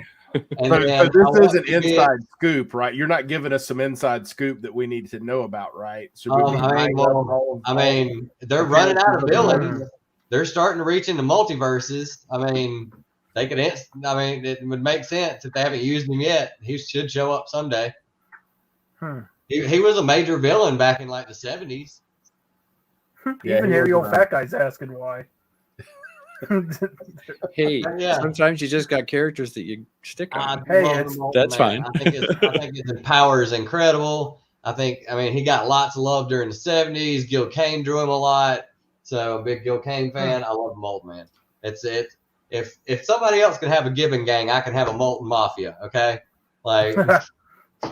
Are you saying Molten Man or Mullet Man? I can't. Molten Man. Mullet Man is going to be something that's a whole different subject. Yeah, you realize you can never cut your hair. I mean, that's your avatar now. No, yeah, I have The to. mighty mullet. Speaking of which, shout out to Actual Dracula. He's gonna work on a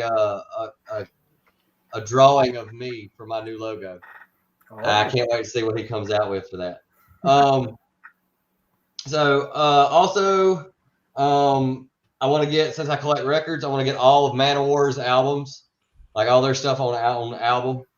That's probably about it's like 10 records, maybe 12, but some of those are like low print runs. Some of them are only released in Europe.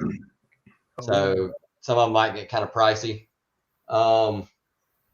And as far as, I guess, baseball cards now, I'll just collect all the players I liked when I was younger, try to get all their like rookie cards and stuff, or maybe just cards of them in general. I'm probably going after a lot of Ryan Sandbergs and David Justices and Ken Griffey's and Michael Jordans. Love Griffey. Anybody else that I liked when I was younger? I have Jordan baseball. Oh, you do? I might be interested in those. Yours for the asking. It'll be the only Jordan rookie card you can acquire. That's right. It's the most reasonably priced Jordan rookie card. I bet so. I had a bunch of his rookie cards when he played with the Washington or whatever, Chicago White Sox. Yeah, because he played for their minor league team, the Birmingham Barons. Yep. And they sold out. They sold more tickets when they went on the road. They sold more tickets when he was with them than any. I mean, it was a cash cow. Oh yeah. That's awesome, man. She just completed a full run from 400 to 713. Wow, you go. Woo! That's awesome. That's impressive.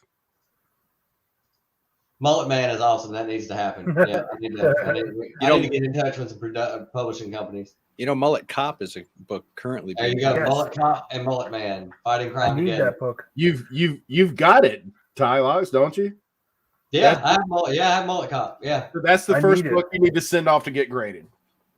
Yeah, there you go. I actually want that book. I'm on the hunt for that one. Yeah, have him put one of your hairs from your mullet. That book sold out. Like it was ordered, and by the time people seen it and tried to go back and get it, those books were gone. You said you're looking for it, Roscoe? Yeah. All right, I'll keep an eye out for you just in case.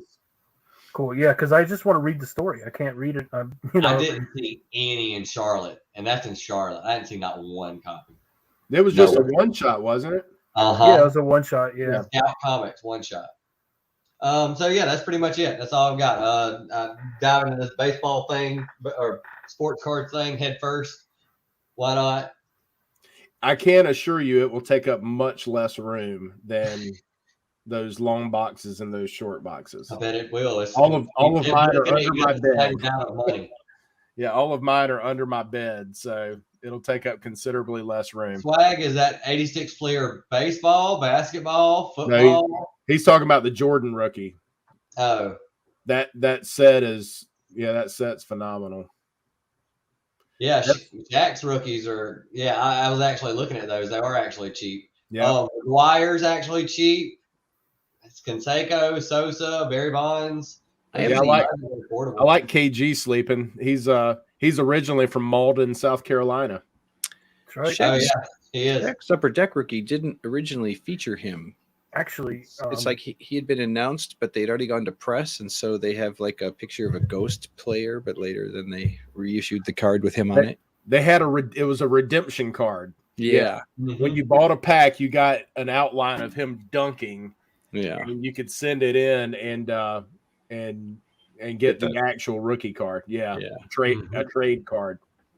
So that was there's a kid right now for the Timberwolves. His name is Anthony Edwards. If you have a chance to get his rookie card right now, for a good price.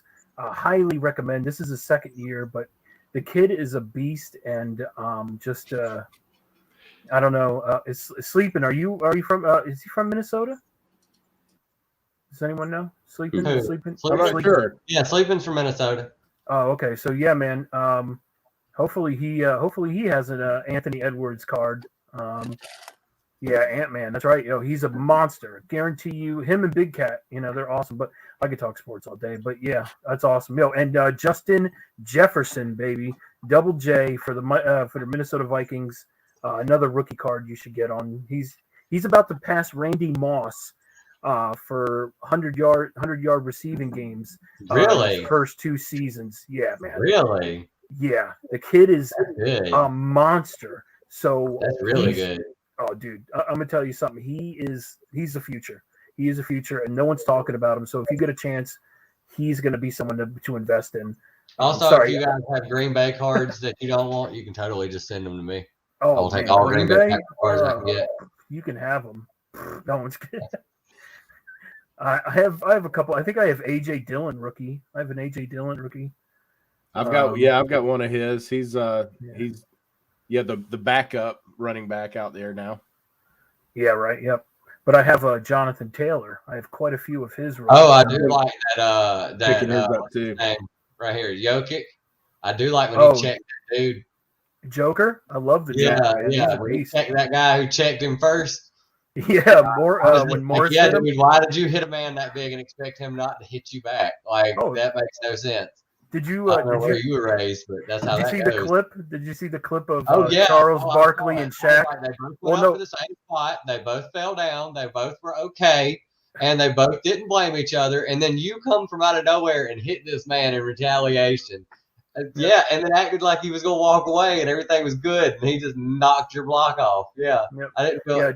Charles Barkley and Shaq were talking about it, and they're like, "Yo, I don't care who you are. You don't turn your back on me. I'm coming after you." Like I was like, Shaq's like, "Look, I don't care who you are. You don't hit me and then turn your back on me. Yep, exactly. I'm gonna hit you back right then. And I'm not waiting. I'm not gonna catch up with you later. I'm gonna hit you then in front of everybody." Like, Roscoe, you had to have played basketball.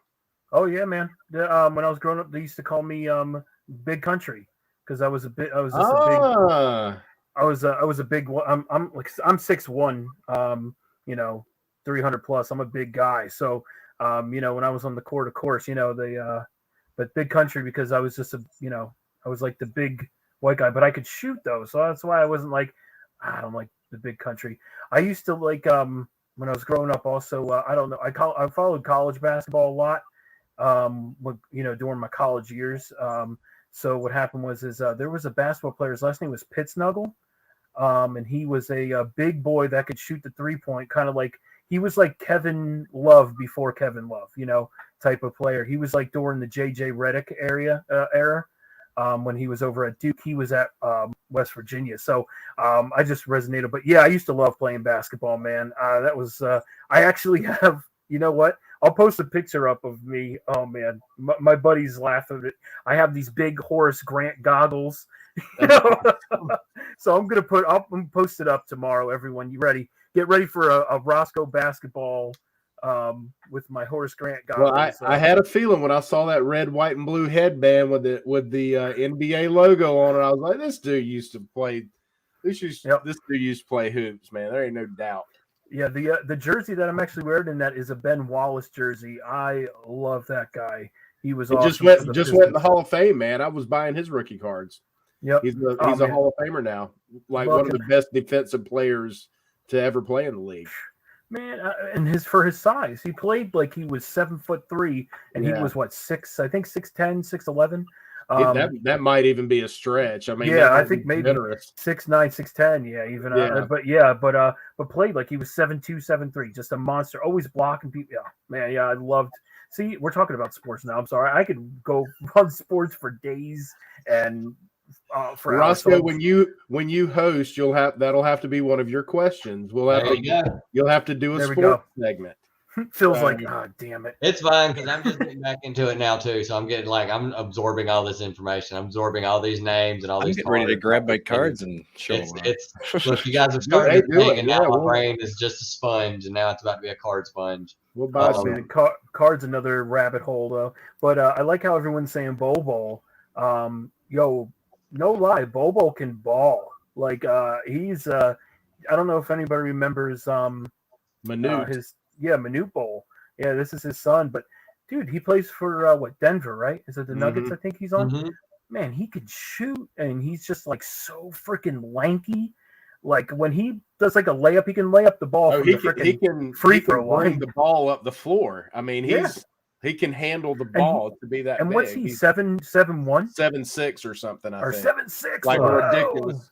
Yeah, something ridiculous like that. Oh, 10, 15 Unreal. years ago, Sleeping had season tickets to the Timberwolves, Oh, that's cool. Heck yeah, man. and I've been in those boxes. It's worth it.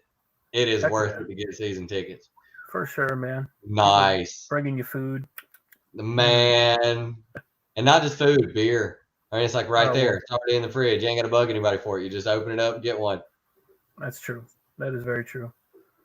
But Yeah, that's a good idea for a segment, as long as it doesn't irritate too many of the other panelists and stuff. But that's know. when I was collecting cards. That's what I gravitated to, was rookie cards. That's there again, like that speculation aspect of it. But rookie cards and future Hall of Famers and Megadeth cards. Megadeth cards. Gotta get some of those Megadeth cards. Yes. See, So, Awesome. So, wow. Another question that I had for everybody was, That would be a set of what cards is I your would buy. favorite? What is your favorite coming of age stories? Star Wars. And these first three are Mike's. Star Wars 1, 2, and 3, the story of Anakin Skywalker growing up and becoming a murderous, crazy. Where the hell is Mike? Are those all three of his three? Yeah, no, Or is that one? That's one for him. It's one, Okay, 2, and 3, okay. and that's one for him. The second one he picked is Dark Crystal, which Ooh. Where's our girl Nicole, man? Nicole would love that. yeah, which I think and Never Ending Story, of course. Never ending story. Yeah, there you go. Did anybody's selections overlap by chance? Yes, they did. I'm glad you asked that, Brad, because we are on to Oh. your selections, and you picked the first one, The Breakfast Club. Yeah, and you talk about coming of age. Like, this movie came out when I was in high school, so it had a huge impact, because I think most teenagers during the time of this movie could relate to every character in the movie. And so that's one of the things I liked about that. In fact, that might be the earliest reference to someone eating sushi that I can recall, was Molly Ringwald's character brought sushi for lunch, and that would have been at a time when you're like, "Ugh, God, raw fish? Are you serious?" Actually, no, that's how I knew I was going to like sushi, because when I seen what she was eating, I was like, that actually looks tasty. Well, and you do have a thing for redheads, so that's another. Me? So it was So that was just a Look, this book just speaks to me. Okay. yeah. that was your thing that weekend. But so the next two are two that overlap with Phil. how about that, Phil? We had two of the Both same picked picks. The Perks of Being a Wallflower. Yeah. So I have I never actually, seen. I don't even know what this is. when I picked that, I actually watched it again that same night that I sent you the selection. It's God, when is this? This would I don't know. They play the first of all, the soundtrack for this movie is really exceptional. The soundtrack's really good. There's a lot of different stuff. I mean, they cover the gamut to like some 80s songs. I think the first song on the opening scene is from a band called The Samples. But they get into, like, Charlie, the character in the center there, he likes punk. You know, I mean, he likes a lot of different stuff. They're very, very eclectic. But it's a really that one will you cover the gambit of emotion in this movie because it's like he's bullied in high school. He's a freshman, first year in college. His sister, or first year in high school, his sister is a senior, so she can't. There's zero chance she can hang out with him. You know, everybody he knows, nobody wants to hang out with him. So he meets this. They call them the Island of Misfit Toys. They're, kind of like, that subculture of high school, and he finds a group that he connects with, and in a lot of ways, watching that again, it made me think about the comic community, and you find something that you have a shared interest with, and you have people, you kind of migrate to certain people that have those shared interests. It's like finding your group. Yeah, man, and that's as come to be a newer movie. Is a really cool coming of age story. Is the song "One Headlight" on this? One headlight, is that on this? Oh my god, I can't. It needs to be. Because isn't that the band is called the Wallflowers? Yeah. So I was just Jacob wondering. Dylan's band. Yeah, Jacob Dylan. Yep. I'm wondering if that song was on this. There's a lot of different stuff on there. Dexy's Midnight Runners, like the one hit wonders from the 80s. Come on, Eileen. But yeah, the soundtrack is really cool. Plus Emma Watson's hot, and she is exceptional. That was what brought me to this movie, was because I wanted to see her in anything not Harry Potter. So that was what made me check this out, and I was really surprised. I knew nothing about it. But would you call this maybe this generation's Breakfast Club? I think so. Yeah. So it came out when? Because it's originally a book. The movie came out in 2020, I think. There you go. Maybe not. Oh, it's a little older than that. 2012. Okay. I could see that. I could certainly see that because there was I could certainly see that. You had the different groups, the different groups in high school and stuff. What's up, neighbor to the north? Yeah, brother. I could definitely see that, Phil. That's interesting that I thought if you and I connected on a movie, it would have been one of my older selections and not a more I thought I was fairly safe in selecting this one. But yeah, it's really good. And it's in fact I had 22. Yeah, I ended up I was like, it wasn't available anywhere. I think at different times it's been on Netflix and Amazon Prime and stuff. And I was like, God, I really want to watch that again. So I just bought the digital version for like $9.99 on Amazon to watch it again, and it was well worth it, man. It's a really, really interesting movie. So Phil, same for you? Yeah, this is on my list, and yes, this is also on my list. Yeah, and this y'all had in common as well. Now you can. I will say that this is a dope movie. I love that movie.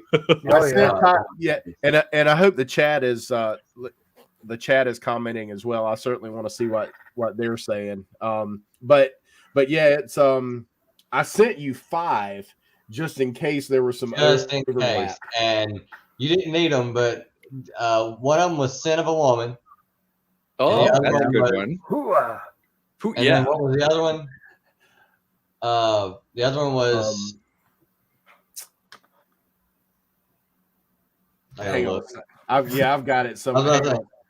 Rocky. No. No, I don't know. So Phil, take it away for Almost Famous. Okay. A little history about the author of this. Do you know anything about Cameron Crowe? Yeah, he lived this thing. Like he was like 13, ran away with a rock band. Okay, so Cameron Crowe, real person, look him up. He wrote the book Fast Times at Ridgemont High. Yeah, based on his own experience going undercover in a high school as a student for Rolling Stone magazine. And that is how the movie Fast Times at Ridgemont High came to be. It's based on a true story. This is written by the same guy, a writer for Rolling Stone, who obviously I would love to Google the backstory on Almost Famous because I don't know it, but I have to assume it's autobiographical. Mm-hmm. Yeah. Okay.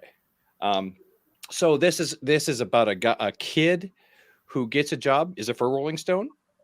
He basically does the thing where he hoodoos Rolling Stone into sponsoring his trip on this, even though he's not who he says he is. They've never met him. They don't know. They just hired like exactly. They like don't a know. 15-year-old kid or whatever. Maybe Yeah, he's probably like a little 15, older. 16.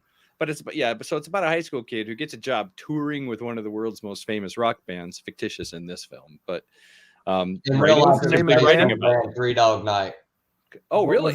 Yeah, the Three name of Dog the Night band? was the band that really did this. This kid really toured with Three Dog Night. I don't remember the name of the fictitious band. Yeah, what was it? It was like It was gosh. Something Ty- water, like Stillwater. Stillwater. Tylocks and the mullets. Yeah. It was Anyway, Tylocks so and the mullets, I think. and the guy who plays the inker, aka Tracer, in Chasing Amy. Yeah, in this movie. Jason Lee. Alexander. Yes. No, Jason Lee. Jason Bateman. Jason Lee. Yeah. Jason Lee. Yes, he's in this movie. Jason Billy Crudup is in this Alexander? movie. From Seinfeld. Alexander, Oh yeah. my gosh. Yes. He looks Anyway. a lot Farrell, better. Chris Farley, Adam This Sandler. would have been a different movie Jason for Lee. Jason Alexander. Yeah, definitely. Oh, I love it. So anyway, yeah. So coming of age, I looked up coming of age, and I don't Probably think all not these what I necessary. meant, but y'all knew what I meant when I Yeah. said what described these movies. You were like, oh, okay, that's not what that means, but okay, we know what you mean. Anyway, so that's my take on this. I'm really almost more fascinated with the author and the fact that he has lived this like fantasy world as a high schooler and going into his early 20s. Yeah, Cameron Crowe went on to do like one of the bands that he followed because he was in Seattle. He went on to do a documentary called 20, which was the 20th anniversary of Pearl Jam's 10 album. So he actually did the documentary for that, and it's excellent. It's got a lot of old footage and stuff. From one of those, actually, it's got some footage from one of their Lollapalooza performances. Their early Lollapalooza performances they did, and they interviewed Eddie Vedder, and he was like, "Yeah, I see us going back to clubs," and they're like, "You don't even understand. Like you've skyrocketed past that. You didn't want to be popular." That's what happened to You didn't wanna be Nirvana famous. too. They said it was the same thing. Right. They said one day they were literally playing like a 600 person venue, and the next day it was stadiums. I do And they like were the way like, they said "Whoa, "screw you, this is too big, Ticketmaster." too fast." Yeah. Like, I like the way they sidestep Ticketmaster. oh god. Oh, it was an okay movie. Wow. Next, Where's the mod? I'd say, well, no, I was just gonna say, and for those just joining us too, these are favorite coming of age movies. coming of age movies. So we'll go to Roscoe. His first pick was Pan's Labyrinth. I love this movie.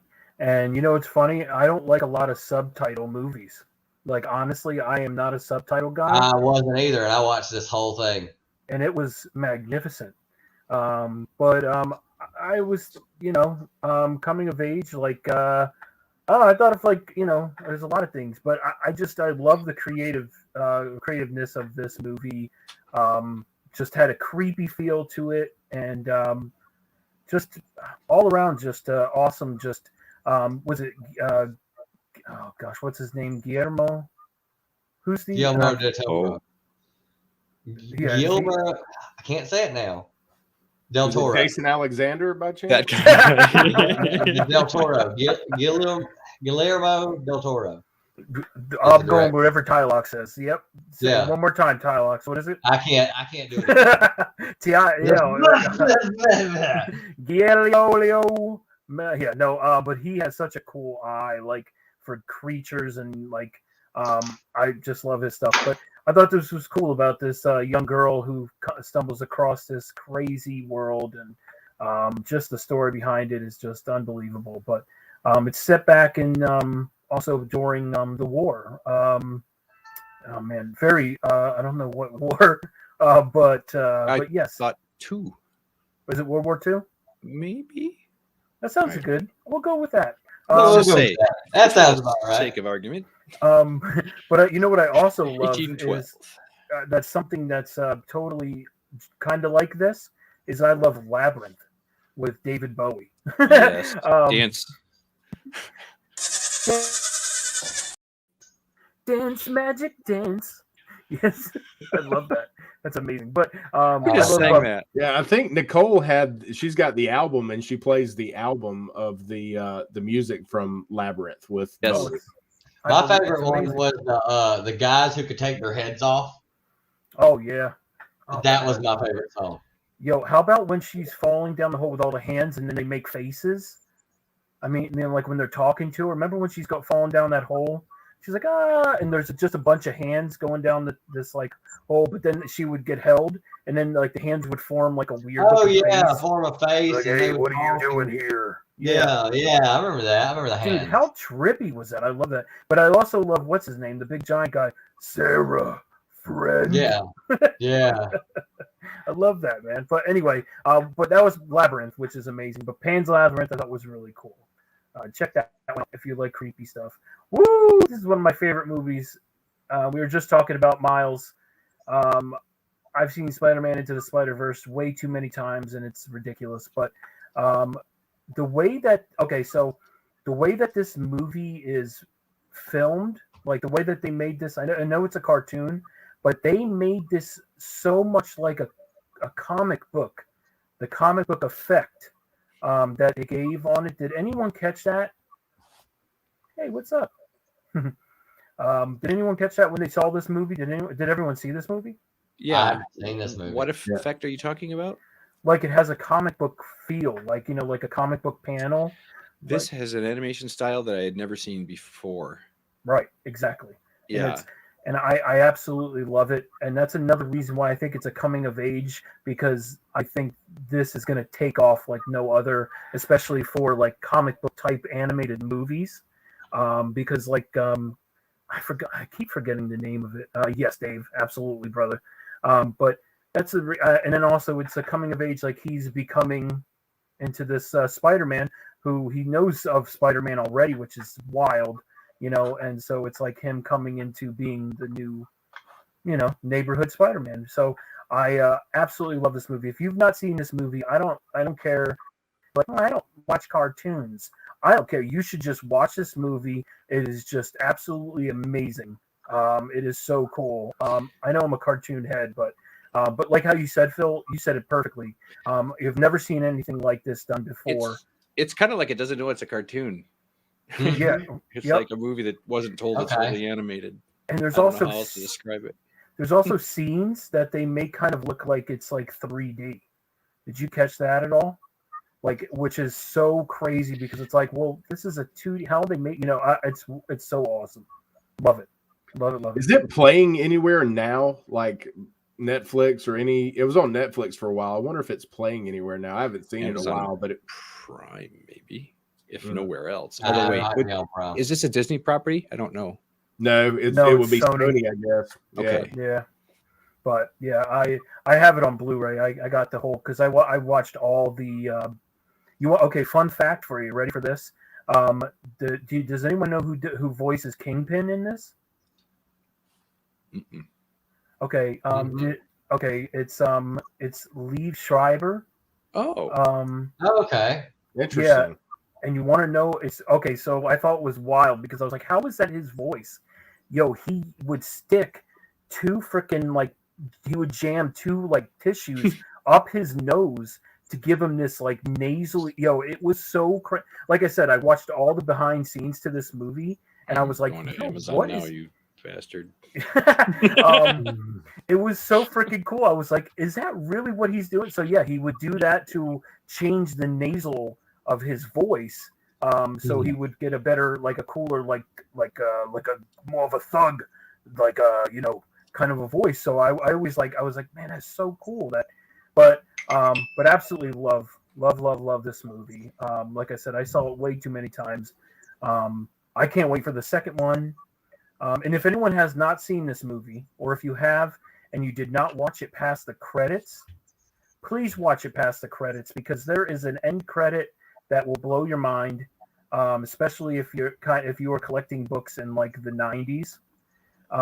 This character will blow your mind. So just to give you a heads up there, like I said, absolutely love this movie. Can't talk enough about it.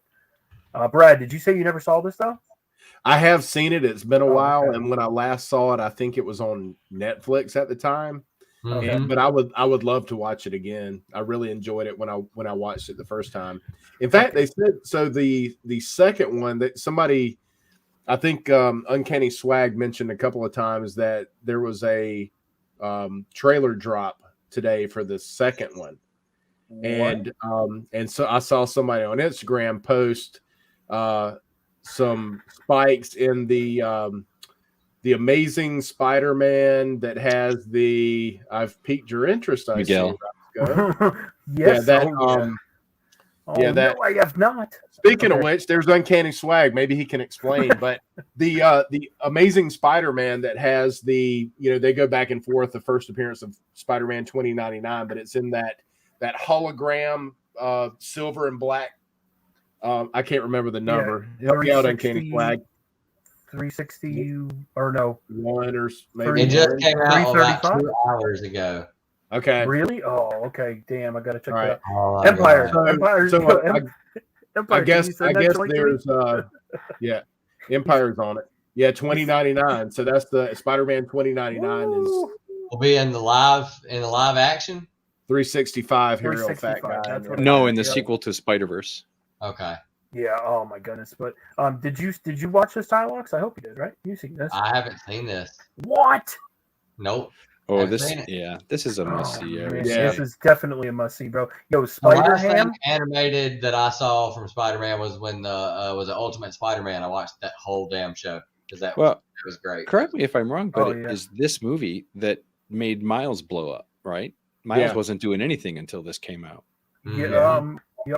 Yep. That and then when the video game. That's right. Yeah, the video game. That's right. That was first, I think. Yeah. But yeah, I mean, they both, it's just gonna when he becomes live action, that book is gonna be one of the most expensive books I think that we'll see, like modern day expensive. Dave's calling you out, Tylox. Oh, but Tylox, I can't believe you didn't. But Spider-Ham. I'll watch it. I've got Amazon Prime. I'll watch it. Yo, who does the voice of Spider-Ham again? It's that stand-up comedian, John or yes, John. He's on. John. He's with too much. He's on Seth tuna. Meyers a lot. He's from SNL. He's too much tuna with Nick Kroll. John Leahy. Lovitz. John Lovitz. No, not John Lovitz. Jason Alexander. That's it. No. It's, Green Lantern. I'm an IMDb search away.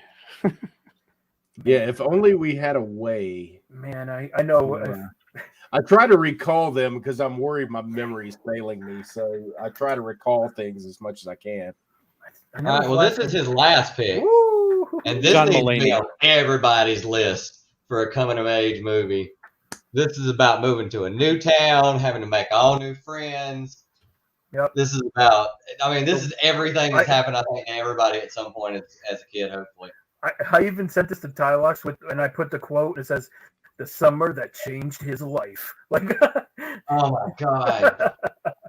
Yeah, absolutely love this movie. I actually, fun fact, I actually had this on VHS, and I played this movie so many times. John Mulaney. That's it. Mulaney. I played this VHS so many times that I actually burnt out the film and had to get a new one because I honestly would play this back to back to back to back. It was unbelievable. It was stupid how many times I seen this movie, but I actually my mom had to buy me another one. So I'll never forget. But yeah, it was love this movie.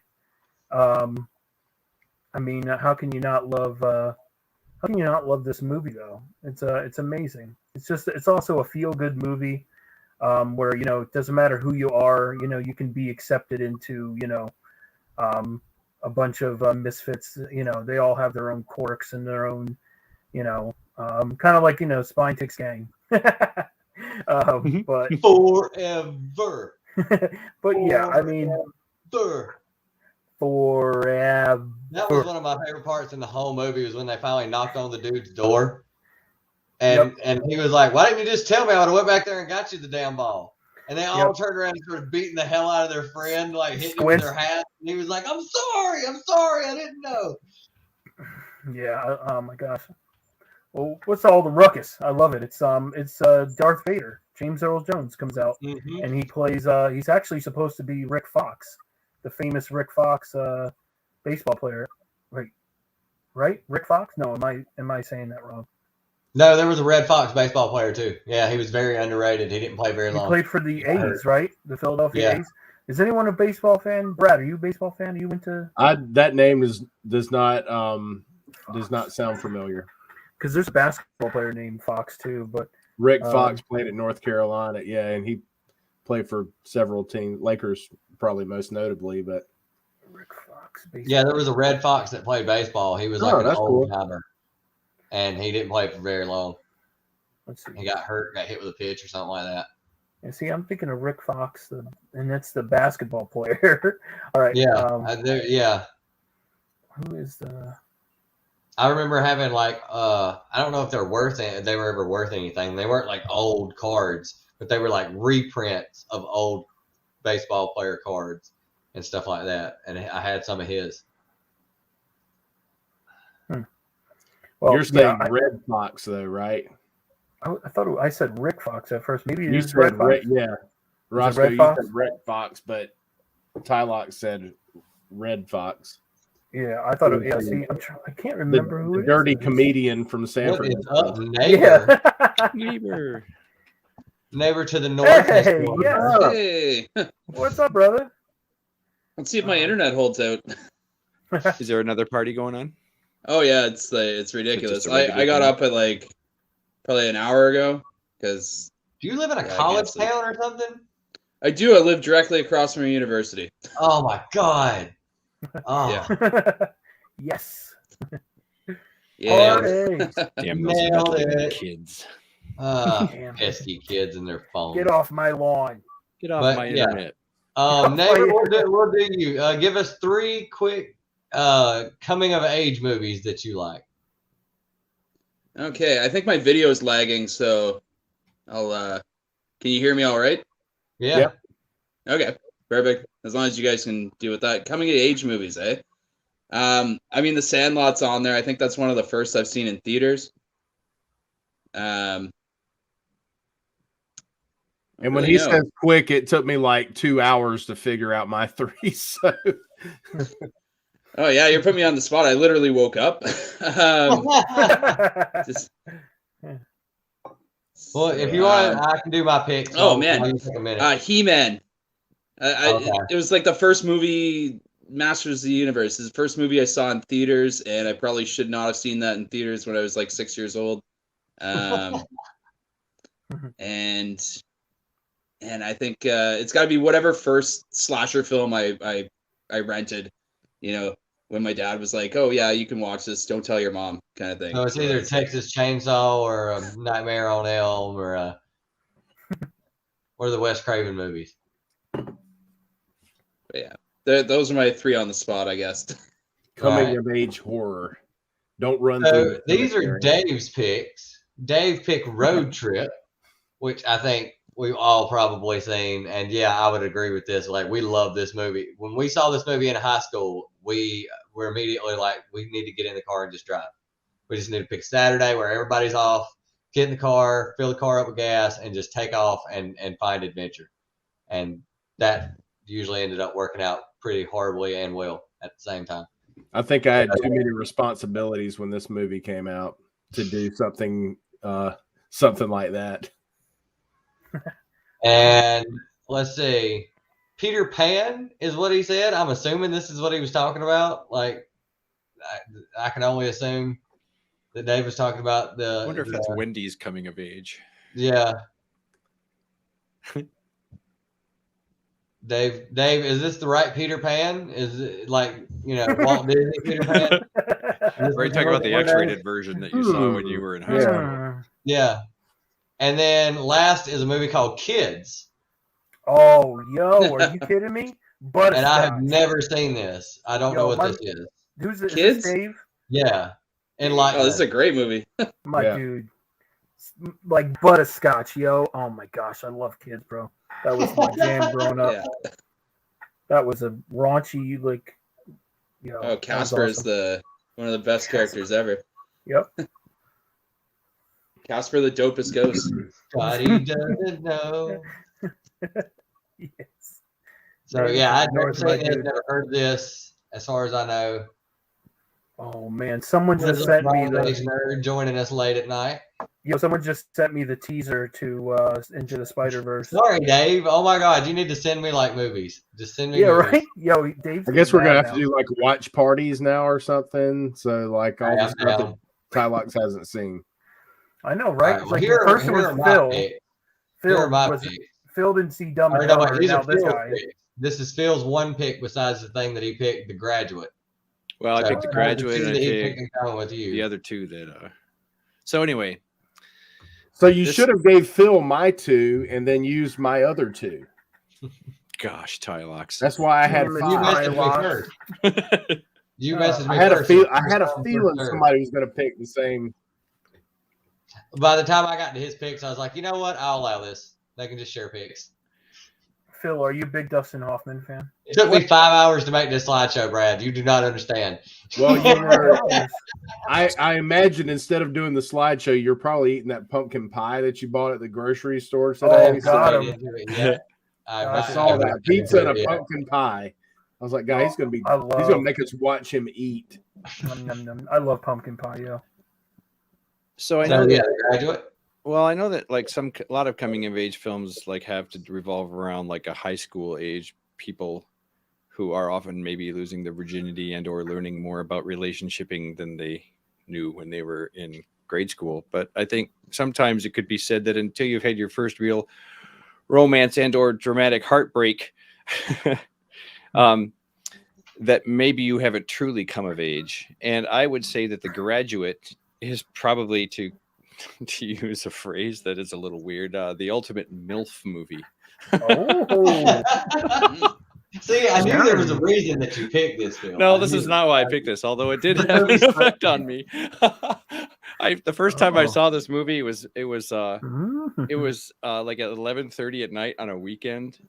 I'm sure like a good decade or 15 years after it had come out, but it was still the first time I'd seen this movie.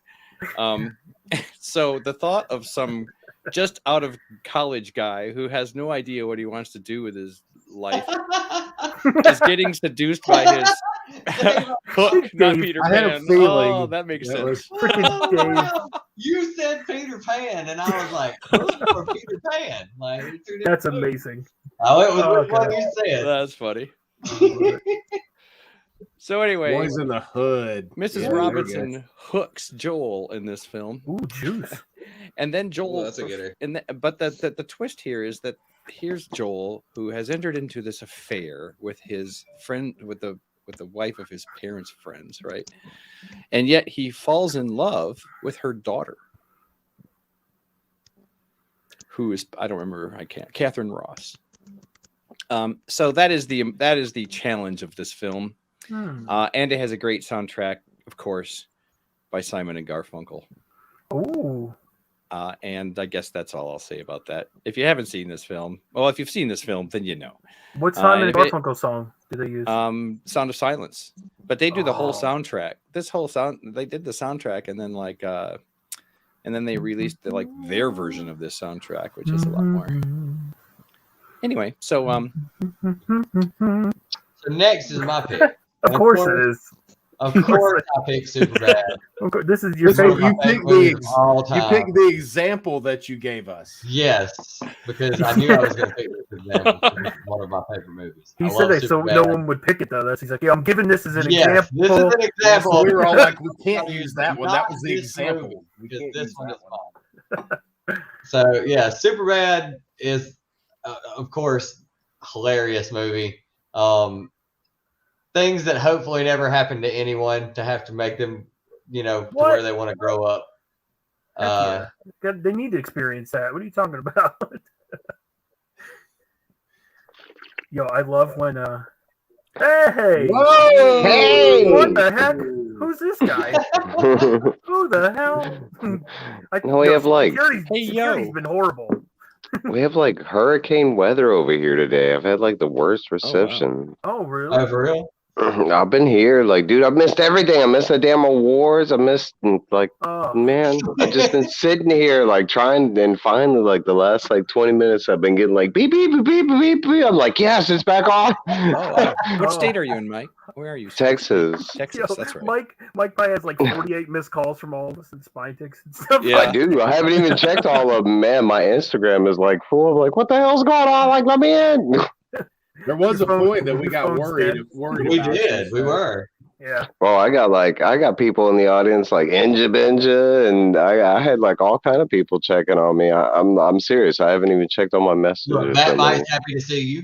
Look at that. I'm happy to, man. I've been like, come on, but you talk about like the most boring like 3 hours. Like my phone is everything, bro. I've been sitting here like just reading comics. Like, come on, man. I just want to get back on my phone. He's scratching. He's like, hey man, I need that YouTube, man. I need that StreamYard. Now I know how the cavemen felt when they with their no internet and stuff. Right. I hate this. So hey everybody. Good to see you, Mike. Hey Brad. Hey Phil. I said some So yeah. Now I don't know. Well, okay. We'll Coming of age movies, super bad. Who's this? Let's keep it moving. This is one of my picks, because of course it is. This is one of my picks. Tommy Boy. Oh my God. A story about a young man having to grow up because he loses his father at a young age and has to run a big ass company. That's a good one, man. I mentioned that one.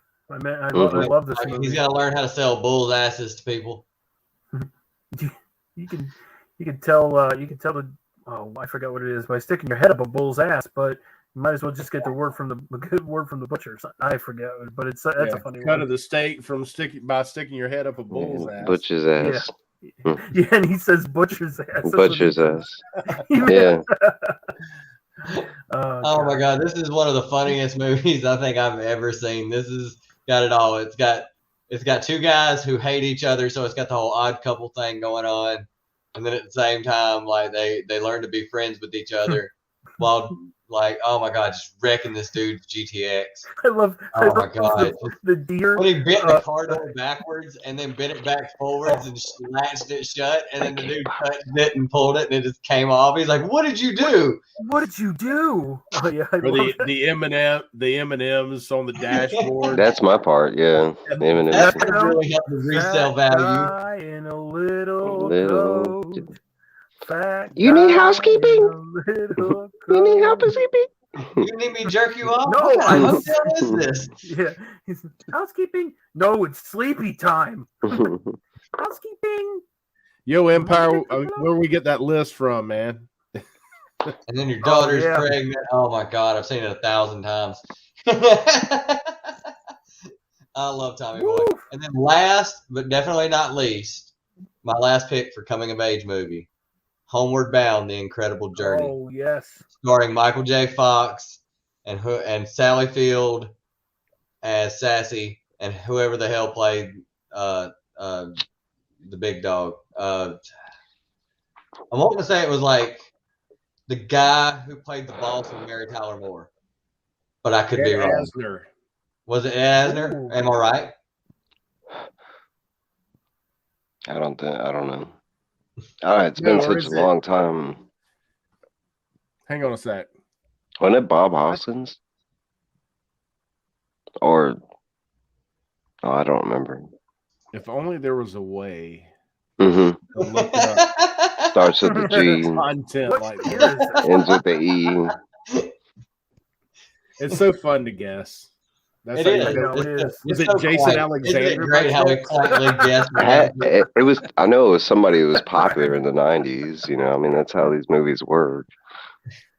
I don't know, man. You talk about Michael J. Fox. I love Michael J. Fox, man. Oh my God. What are we? We're trying to figure out the main dog.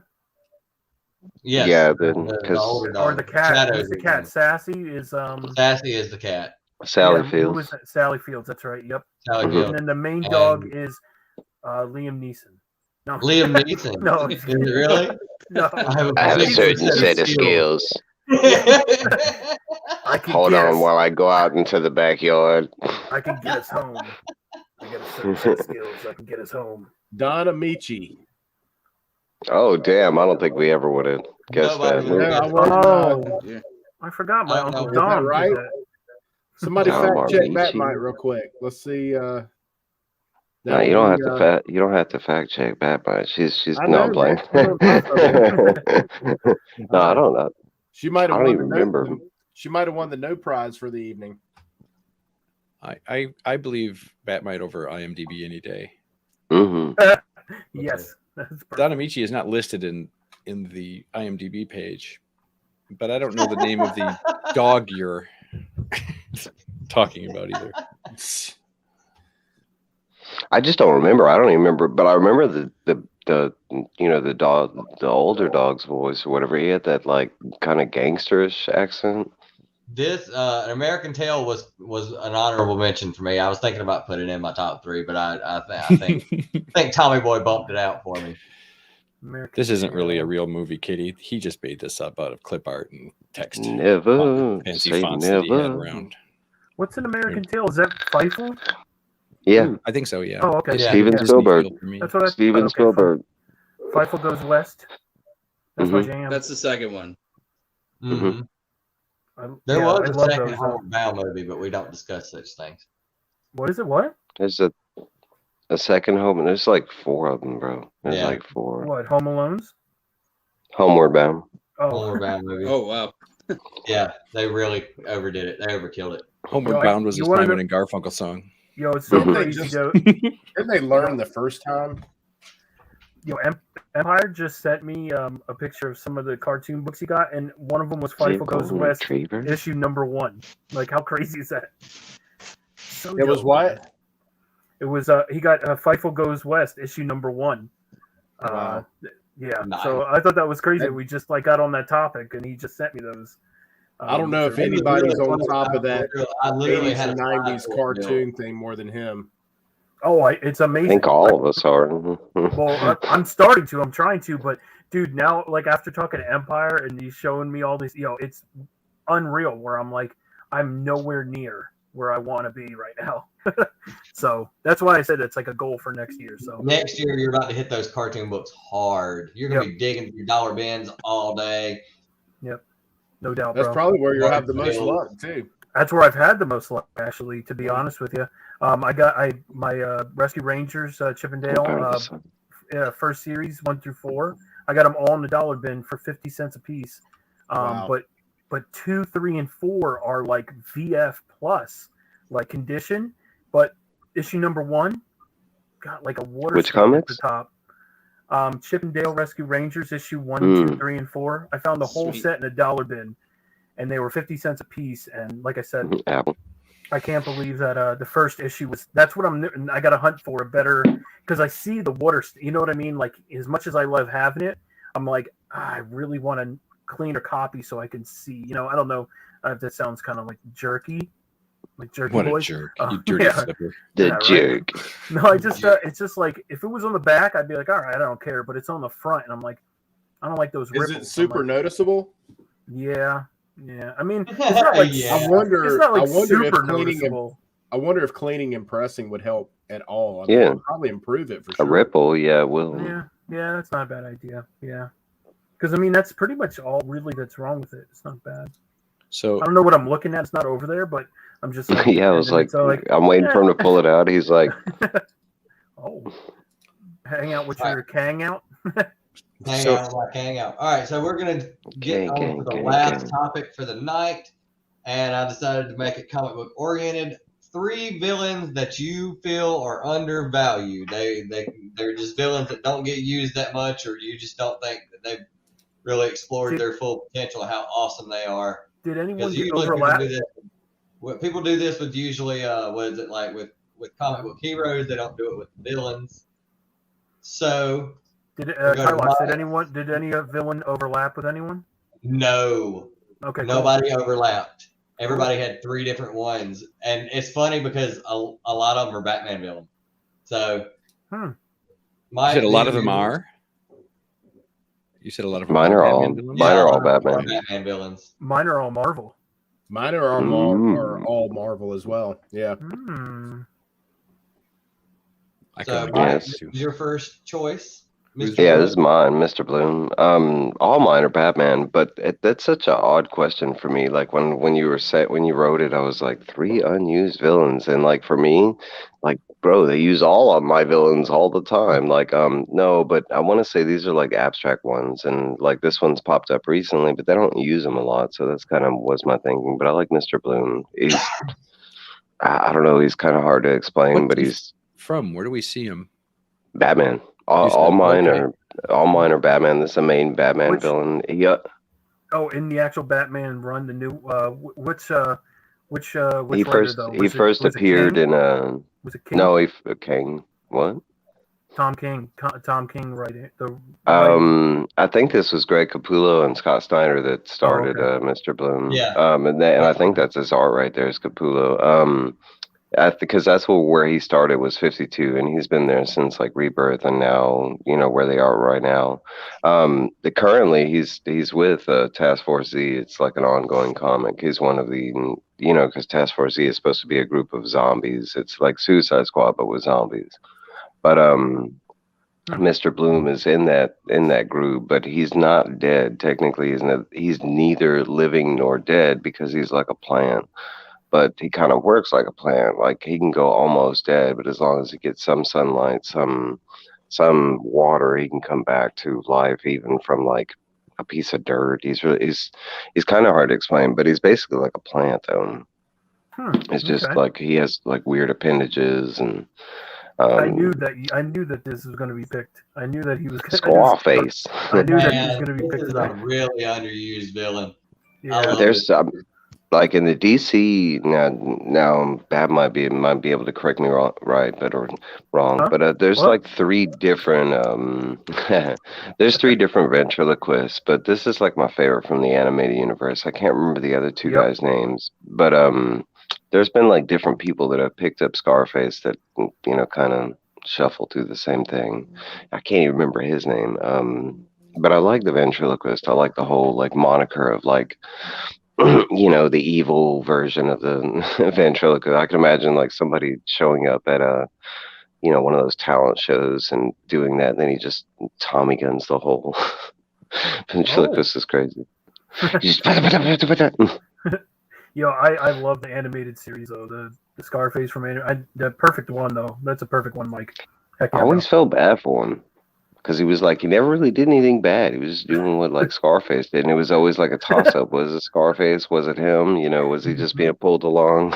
And then he's like, no, Batman, don't hit me. I didn't mean to. Right. 23.1. Nice. And then next. And Victor Zsasz. I love serial killers, and there's there's so many serial killers that are actually monikered after him since he started the whole like killing someone and making a scar. They did it in Con Air with Danny Trejo's character. He had like the tattoos on him or whatever. Yeah. They've done it with but they've used like the same but I just always like that you have like a regular guy in Batman's like rogue gal, because he doesn't have any powers. He doesn't have like a huge gimmick besides that after he kills he makes a mark. But I mean, other than that, that's his kind of but at all Batman's villains, he's kind of like the most regular one, but he's kind of he pops up at some of the worst times. I mean, Nightfall, he was like one of the last guys that popped up. I don't know. I just like Victor Zsasz, the whole serial killer thing. It's been pretty cool.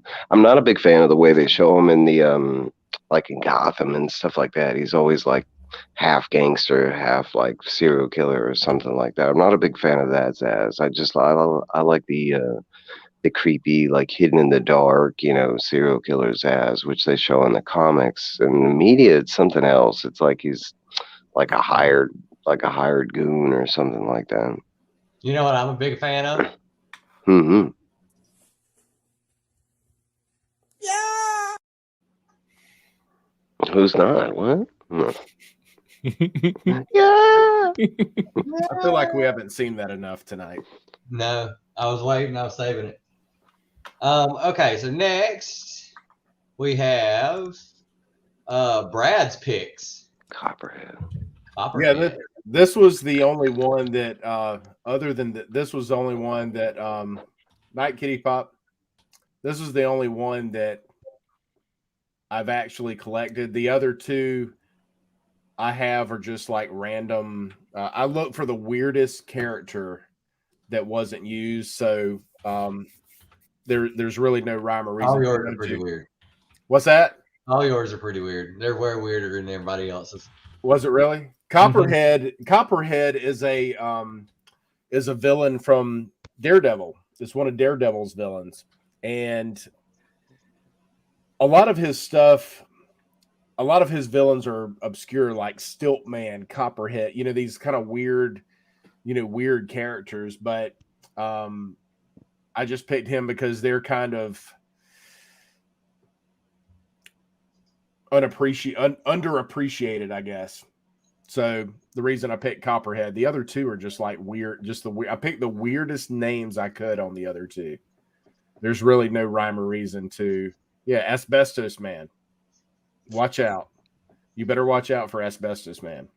So when this was made, asbestos was still being used. So they probably just realized that was a bad thing. So, but I saw that and I was just like, that is really bizarre. But he, surprisingly enough, has not been used a lot since this book.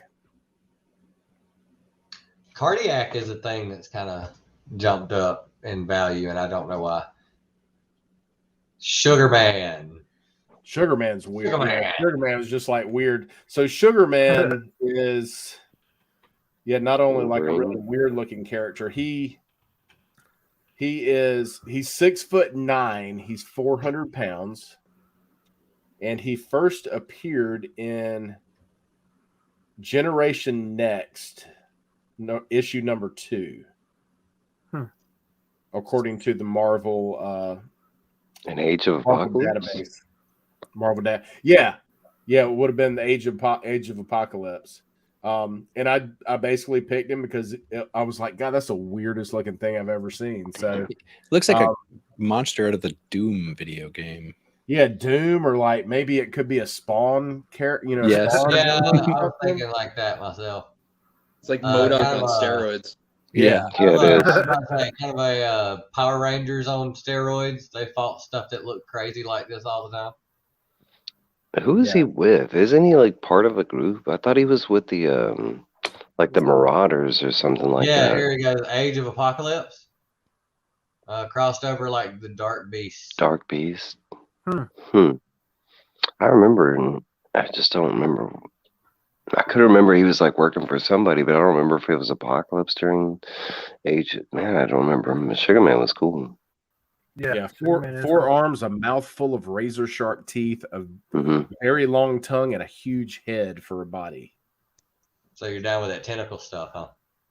I guess. I don't know. I was basically just looking. We all know for neighbors. The weirdest. Oh, love me some tenties. Yeah, I was just looking for the weirdest thing I could find. So. Roscoe, his first pick was Nightmare. Who I just read an issue, the Halloween issue of X-Men had him in it, and he completely got punked down by Jean Grey. Without a doubt, she got all big.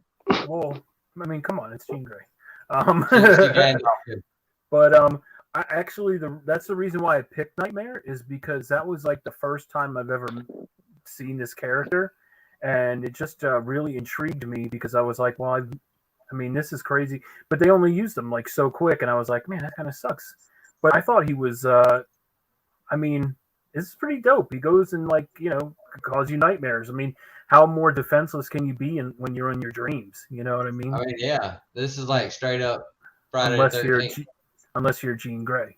But but yeah, I thought I just wanted to call out this character because, like I said, I actually ended up looking into this character after reading that book, Tylox, the one that you're talking about, the X-Men with the headless horseman cover. That was so dope.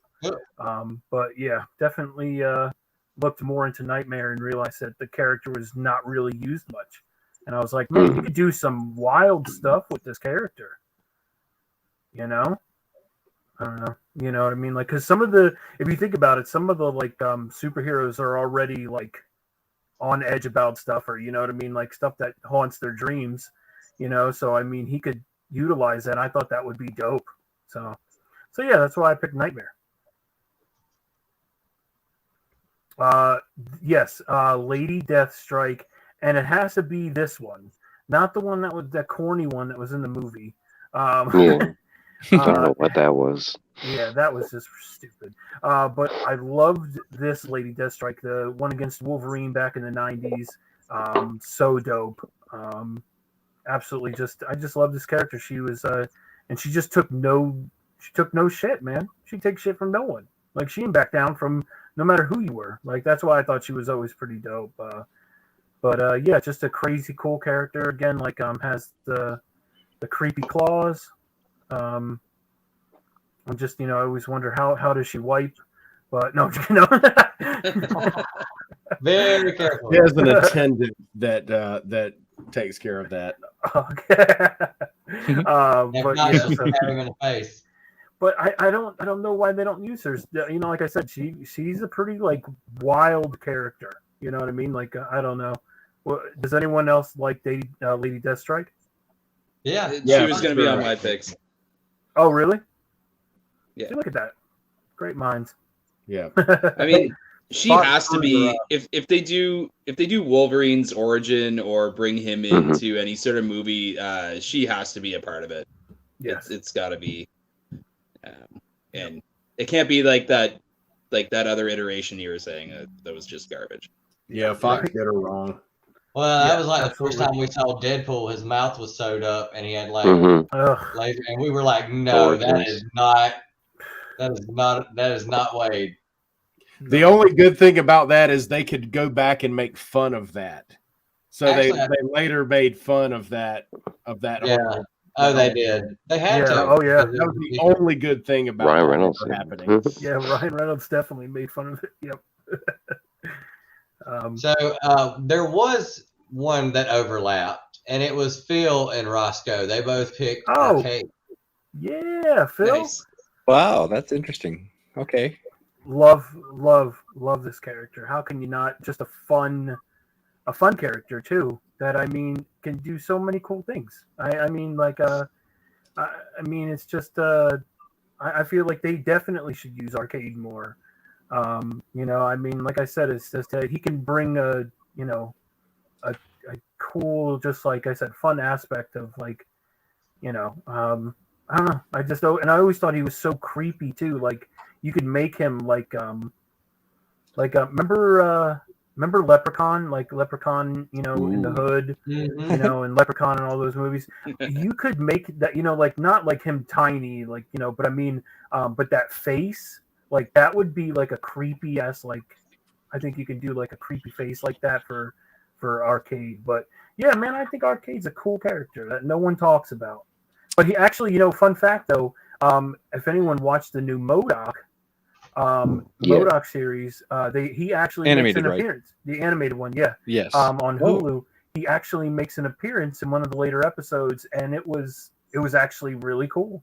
I thought it was really cool. So, but like I said, that's all I've really seen. But yeah, what do you think, Phil? What do you like about? Well, okay, so my first comic books had nothing to do really with superheroes or anybody that would typically, or nothing cliche. I came to comics because I was a fan of Edgar Rice Burroughs and ran out of novels to read because he's dead and not writing any more of them. So all of a sudden I saw, there's Edgar Rice Burroughs comics?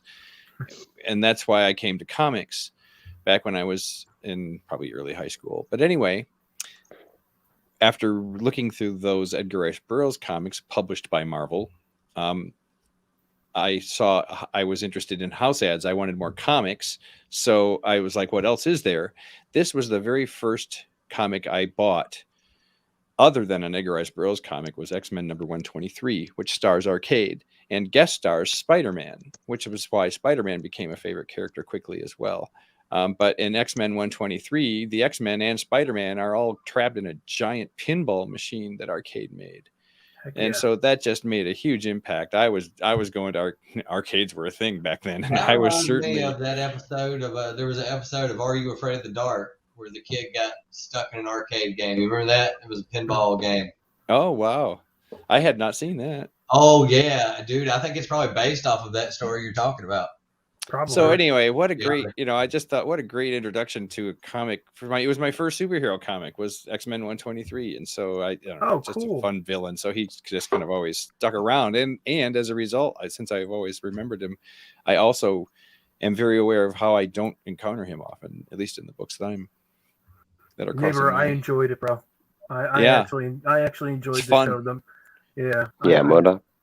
Yeah, the MODOK animated show. The animated show, yeah. Yeah, I actually enjoyed it. Okay, so just to give you a heads up, though, if you get, the first 2 episodes, you're kind of like, once you get past that, the show is great. Like, it's like, because you have to get the build up to what happens. And so those first 2 episodes, bro, once you get past them, you're gold. I think it's really cool. We can't even get Hulu up here, so kind of shitty. Damn. Unfortunately, only for you U.S. people. Really? That's wild. Yeah. Yeah. Damn, Hulu has some really cool joints. You guys get all the good stuff. Like Disney Plus has like ESPN Plus that you can add for like super cheap. And up here we have to pay. If I want to watch hockey games, it's like $30 a month for a streaming service. Wow, do you guys are VPNs more in your forefront of your minds so you can trick you know where you are geographically and get some of the stuff down here? I think with Hulu I have to do a sign up, so it's like by country. So it'll like ping your credit card and it'll be like you're Canadian, so you can't get it.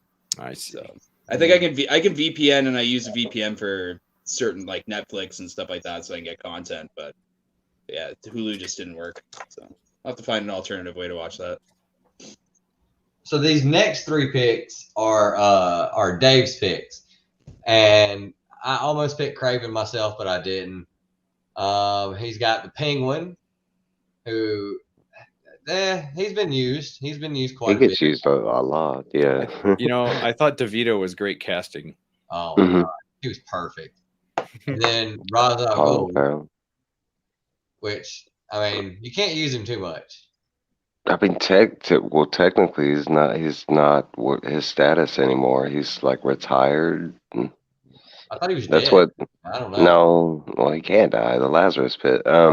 No, but the whole thing, like, he stepped down at being the demon. Well, it's like this whole thing. But that's what the Robin comic is leading up to. Is like then Damien becoming the head of the demon. Because right now, no one is the head of the demon.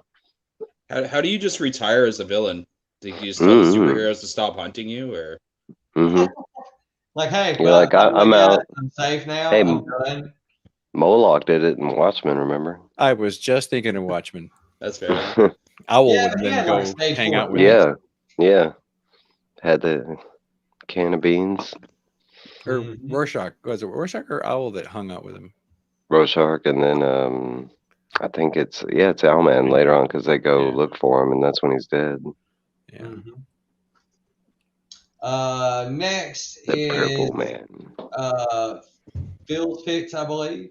Yeah, this one was mine, Purple Man, and we encounter him in Alias. I'm sorry, not Alias, Jessica Jones, which was good because he's very formidable in her history. But I would really suggest to people that they go back and read Alias, because something I don't think that they cover much, if any, on the Jessica Jones. Well, at least that I recall, is that Jessica Jones, obviously she used to be an Avenger, but in the book Alias, which is where she debuted, they actually discuss how she stopped being an Avenger.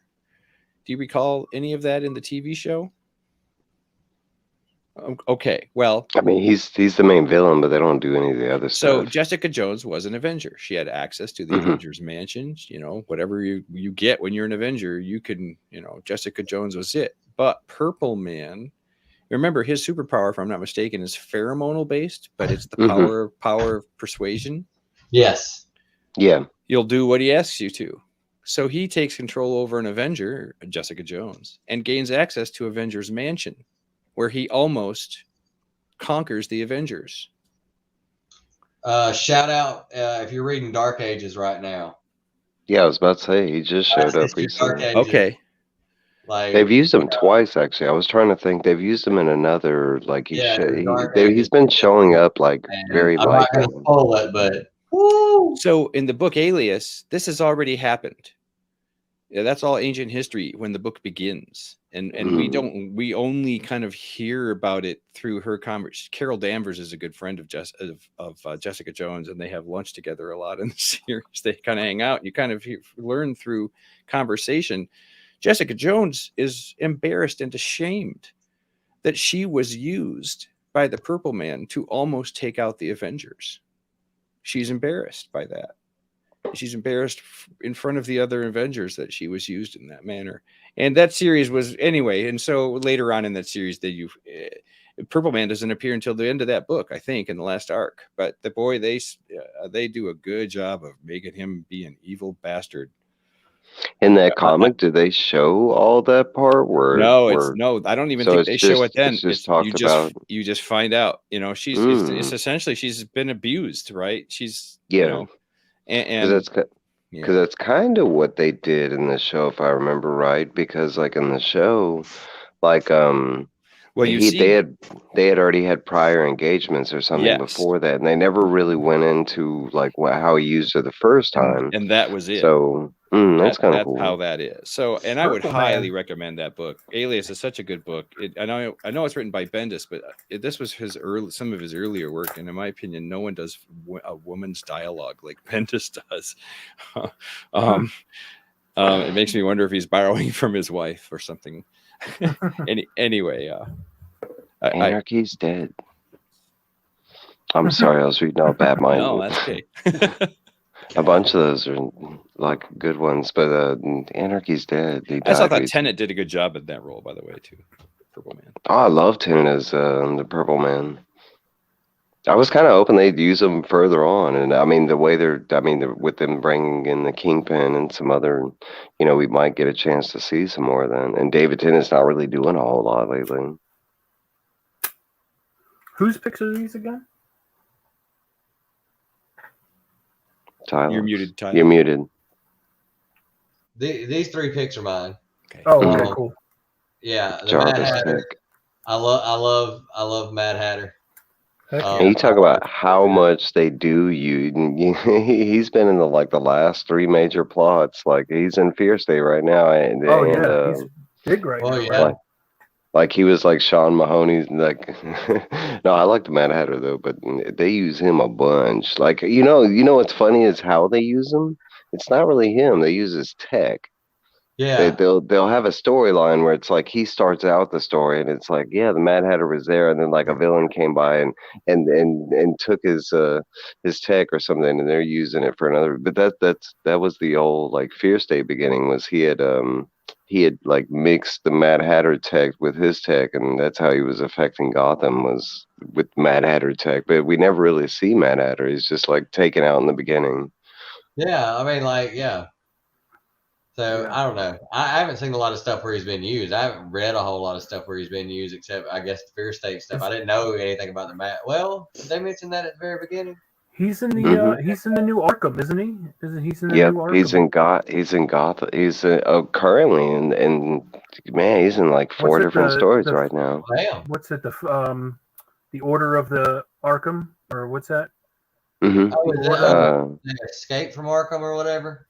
The Arkham City, the New World Order, he's in that. He's one of the like main characters. Then he's in Future State Gotham. He's one of the main characters. They did the same thing in Future State Gotham, where the Warmonger, he's like the main villain. He did the same thing where he took out Mad Hatter and used his tech.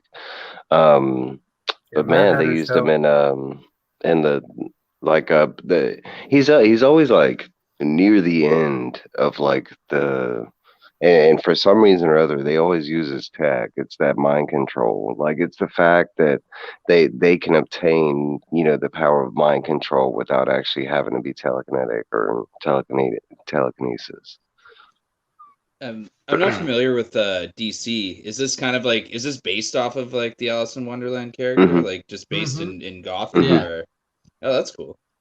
He has like a whole spec where it's like he believes he is the Mad Hatter from Yeah. that hotel, and like he even has like a girl that he believes is Alice, and that was like his whole first major 2 arcs was the kidnapping of Alice, and then running off with this random, and it was, I think originally he was like, he just worked with her or something. He was a custodian and he just kidnapped some girl and runs off with her. Tylox, That if sounds you're a fair. Mad Hatter fan, bro, there was a I don't know if you're a cover lover, because I'm a cover lover, but Batman and Catwoman variant, where Mad Hatter is pulling Batman out of his hat, is freaking awesome, and it's a black and white cover, dude. If you get a chance, hey, there he is. If you get a chance, bro, take a look at that. That is one freaking awesome cover. Did anyone see that? Mike, I'll look it up. Dude, it is so. Oh, do I have it next to me? I don't know a lot of Mad Hatter covers. I don't either. But now I know it's definitely Tylox's list. So the Molten Man, who I mentioned earlier, Molten Man. is what I believe is a very underutilized villain. I think eventually they killed him, but in Marvel nobody dies. You can't die. Well, it's comics. Don't kill Butterman. I think he looks really cool. I think his powers are really cool. He's like a molten man. He's melt man with the power to melt.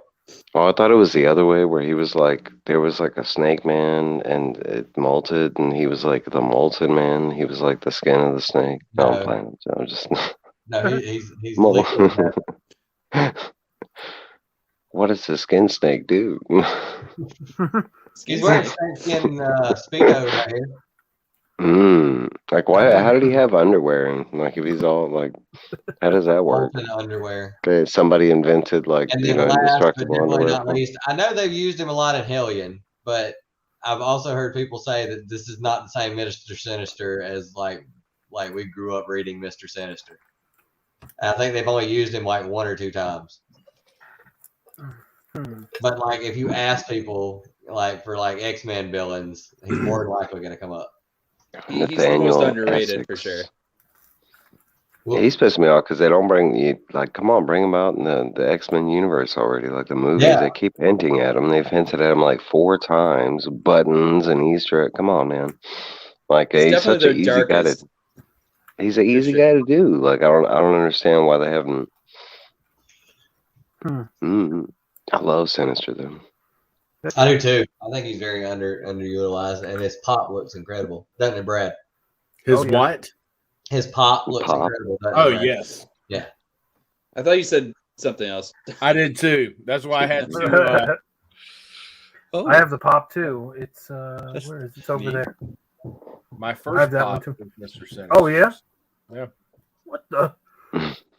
Is he similar in appearance to Darkseid? There's a eyes wise. They both got red eyes. I mean, yeah, that's about it. Okay. Because Darkseid, I think, like size wise, is a lot bigger. Yeah, I love that. I got that. He's like I love that Thanos one. sized or something like that. You have because technically he's just a scientist. Technically, I mean, he's just like a genealogist that like mixes like mutant and human DNA, and he makes like, because he was the one that is responsible for like wasn't it the Madeline Pryor storyline? Like that's where like Mr. Sinister first popped out. If I'm not mistaken, I think it was with the Madeline Pryor and the Cyclops. And, yeah. Because I think that's it. Because basically, I think he's like Apocalypse's henchman, and he's just like basically, Apocalypse's mad scientist kind of. Did Brad freeze? Oh no. No, No, he's watching. I was like, Real steep in thought. there must be a reason why I'm featured. Yes, Like, because Oh, you were yeah. showing I the just wanted to put you on sinister the pop. spot. pretty other spot. All right. Entertain us now, So, South Hub. yeah, it's almost running on 3 hours. We're out of stuff, I think, to talk about. So I'm going to flip it around to everybody and let you guys talk a minute about what you got coming up, what you're working on, what you're doing. Are we starting with me? Yeah, No, we're starting. Brad. Oh, we're gonna go back and then Let's have expand everyone again. else say what they're doing, but we'll keep South Broad Brad just- large, yeah, so it'd we'll be just like a get Brad reaction out. video. So Roscoe, what you got coming up? Hey, Brad, just move your mouth. Yeah, I will ask. Phil, Hey, getting behind the little duck head. What do you got going on up here? Yeah, we'll just go down the. I am working on my next episode of Comics Talk Weekly, where I will be covering my December. Well, I guess it would be December previews order. I order all my books 2 months out. Ooh. So when you guys talk about your FOCs, usually I'm going, I already ordered that. All right. Oh, dang. Phil, in front of the game. Yep. Also, yes, there's a leg lamp. Yeah. That's all I got. Christmas story. Yep, and an apple. It's been mentioned a few times tonight. I have an apple. My wife would love to have that. That's her favorite movie and her favorite article of anything. There are several models of leg lamps to be had on Amazon. Ooh, I am not a sure. that's exciting. And Phil, what did you bring for show and tell today? An Oh, apple? you know what? Never mind. Rude, you're not here, are you? I was going to show Rude's. I'll probably watch it later. Wow. Knowing Rude, Well- he'll probably watch it later if he's not watching now. Well, Pat might say no Twizzlers. I brought. Oh, he's looking around. He's got some. He's got some. But I do What's it have Red what's it Vines? called? It's caramel corn, but it's called zebra caramel corn. I think I don't know why. Anyway, Oh. I have a little bit of caramel corn left, and Yum, yum. here's the previews. Oh. Look at that. I like that. That's good. Man, that's going to be $1 million one day. What a catalog! Yeah, I threw my Hashtag- previews away afterwards. Actually, I put them in a landfill. It's good for the planet. Yeah, well, how much is that Miles one worth? I mean, like, is it like worth like ridiculous money? Like what? Why? Seriously, if you here's a little soapboxy, but if previews can really be considered the first appearance of characters, then every issue of All previews of them is are. the first appearance of characters. Then it's Yeah. like, why even buy comics anymore? Yeah, it's Yeah. the only Just buy thing you can previews. collect. Yeah. So I have a little trouble with that. I think those previews belong in a landfill. Plus, correct me if I'm wrong, but wasn't that issue of previews, and I don't follow this stuff, wasn't that kind of a point of controversy about market flooding or manipulation or something? Mm-hmm. Some less than scrupulous collectors Mm-hmm. or dirty flippers in that case. Dirty I don't flippers. have details, but Maybe it's the people who came over from sports cards who are the suckers who are buying the preview books. Right? Yeah, the ones who bought the Deadpool rookie card Mm-hmm. Right. out of the. Oh my gosh. Man, Out of that was the crazy. yeah, that went Sources. nuts. I guess the previews still would be chronologically the first appearance, but Ultimate Fallout number 3 on the very last page has Miles. picture of the cover of number 4, if I'm not mistaken, or some panel inside it. I think So it has the Jervik cover, right? Okay. Is that the one? It's the very last Like page where it it's- says next issue or something, and it show. I don't remember now what it shows. I have it, but I haven't Mhm. opened it recently. But I would think that if the previews is going to be valuable, then I would think then technically that predates Ultimate Fallout 4 as well, Ultimate Fallout 3, and that little appearance in the back.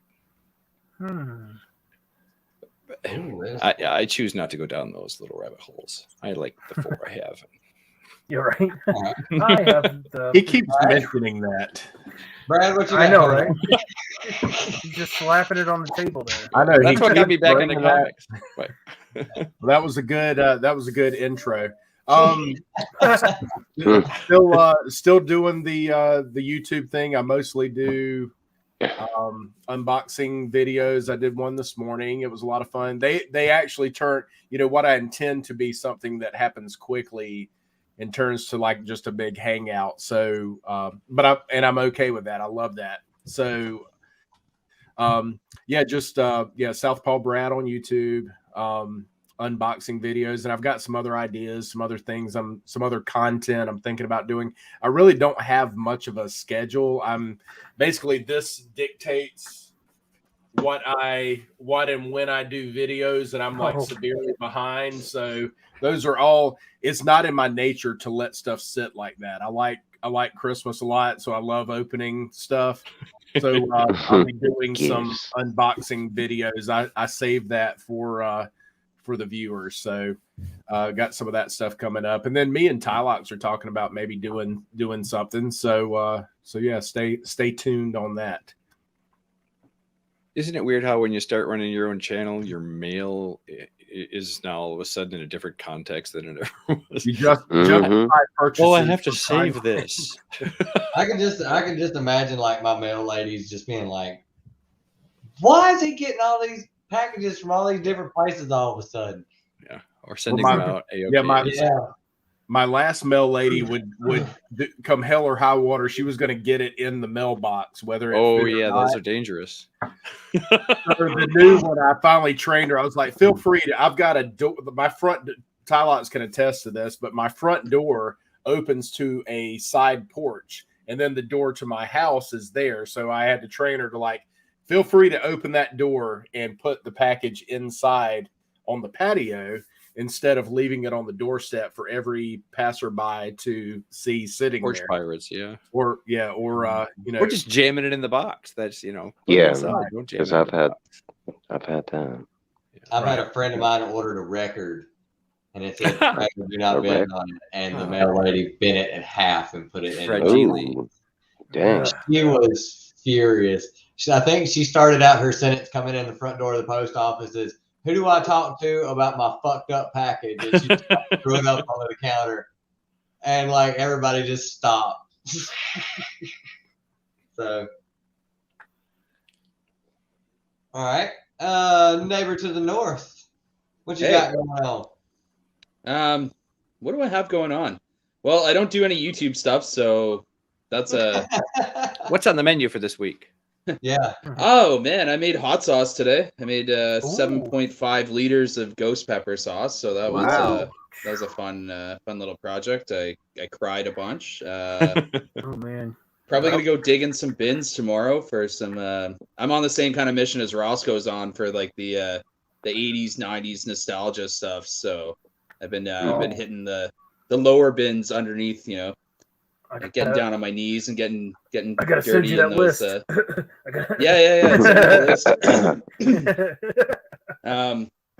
I mean, it's Christmas up time, so I switched up the lobster. He's now Santa Claus. Yes. He's in festive mode. I love it. And I love it. Other than that, man, I'm gonna try and get to sleep at some point with these. There's probably about like 50 people downstairs, which is fantastic. And yay. But yeah, that's about it for me. You should invite him up. Yeah, right. Hey, I'm on a live. Yeah, I'm sure they'd love to have them put their cameras on you and let's talk comic books. Yeah. Miguel, what do you have going on your channel? Do you have any reviews coming up? Yeah. No, I have nothing. I'm gonna go blank for like a whole week, and no, I do reviews. Break. Some unboxings. It's pretty much what I do, man.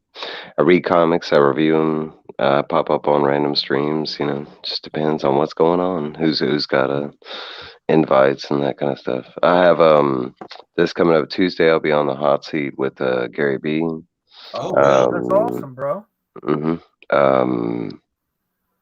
I think I'm trying to think. I think it's like on the 19th. It's weird with Travis, but I'll be on his chat with the community whenever. I think it's on the 19th, but I can't remember when he drops it. And there's my cat. Hey, that's your cat too. Yeah, I looked and it was like 32 days away or something like that the last time I checked. It's something like December 19th. Something like that. Well, I filmed it a while back, like a week and a half ago, something like that. So I don't know when it drops, but be on the lookout for that. No. Awesome. That's going to be Things operate slower out here. Oh, by Travis, I'm sorry. You mean TM Nerdy. To those less informed. Yes. Okay. Chatting up with the community. Sorry. Yeah, I was on that. I was on there. Check it out. Right. That was good. Oh, my show and tell today is our picture that Phil did for us. I actually have that book. So You do too. Oh wow.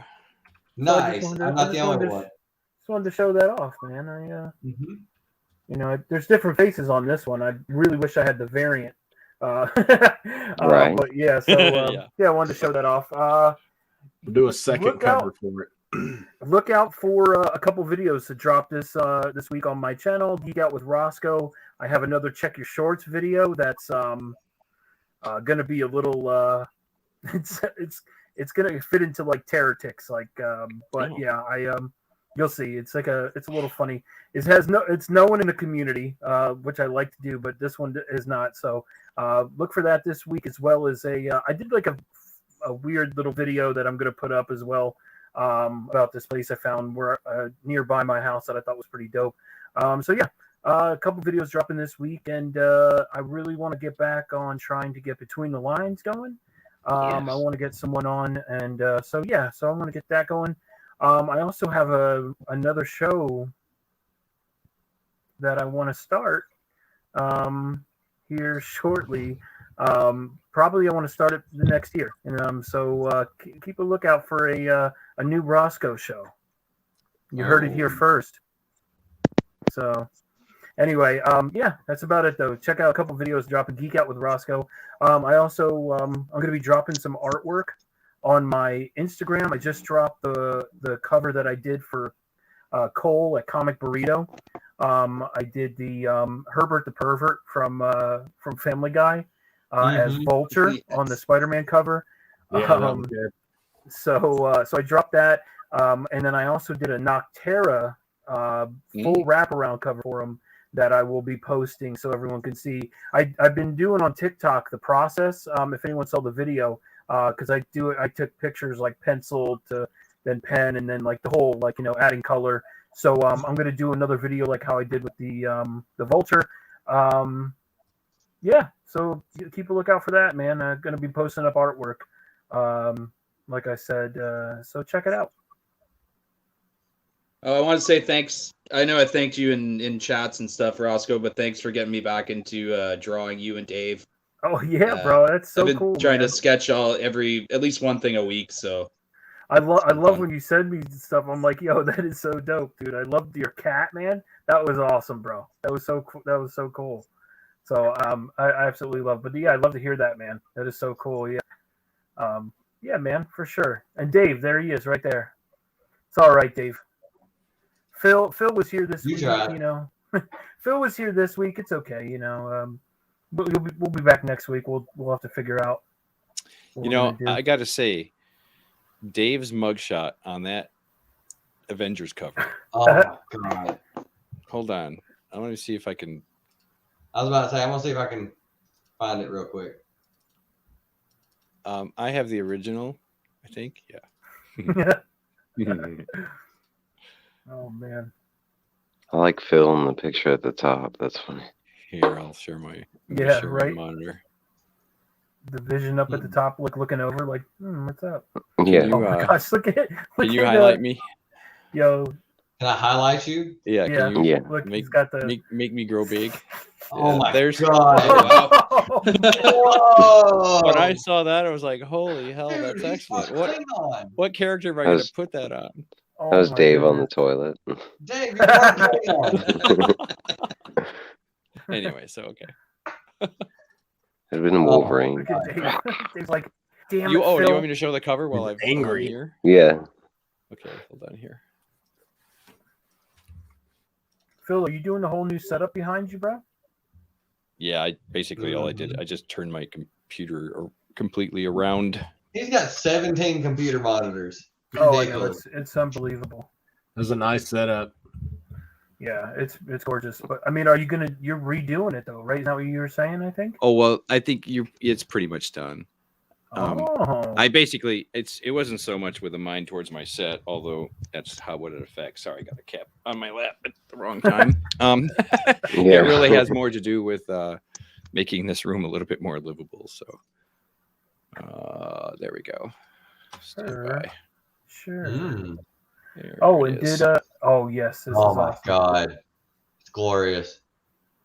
Look at my face. I look like I'm like. Meh. Fun fact: like my mom was here visiting me when I was taking pictures of myself to send to you, and I took about 3 or 4 of them, and she's like dying laughing by number 4, going, "What the hell are you doing?" And I was like, "I just didn't feel a goofy picture." Hold on a second. I look like I'm doing. I look like I'm doing the like when I did the Roscoe when I was like me. Like you're like Pigman. Pigman. Pigman. You didn't send me a Pigman clip. Nobody sent me a Pigman clip. Oh, I didn't send you a Pigman clip. Why would you do? Why would you? And I like Mike there. I like the little Captain America fluffs with that the come wings off the side of his head. Oh, yeah. God. When I first got the picture, I was like, "What is that on the side of my head?" I was like, "I don't remember that." And then I zoomed in. I was like, "Oh, it's the damn wings." I was like, "That's good." So we have a duck. We have a pig. What's next, Brad? What do you have? We got a lobster. And then, a duck, a mallard, a pig. Brad down here looking very puzzled. He's just kind of like, what? Yep. Yeah, there we go. Yes. Now we got a cat. Oh, got a cat. Mike, what do you got, man? Is that Thor? Mike, you should always have your mask next to you. I know Scooby. you do. Nope. Well, I got a mask. It's over here somewhere.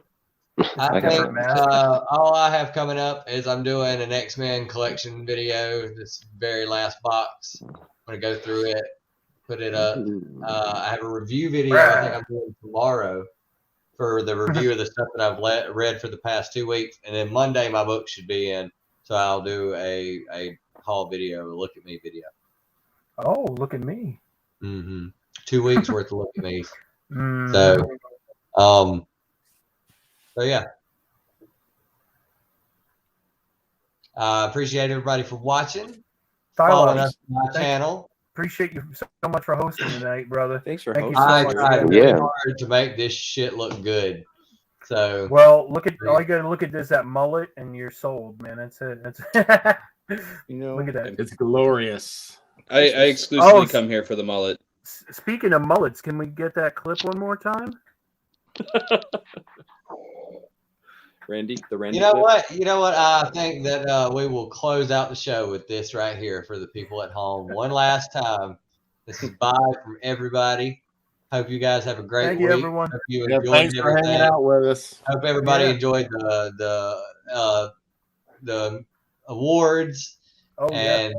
And I can't wait to see whose butt hurt. So everybody have a good one. Great job, Brian. We're gonna send y'all off right.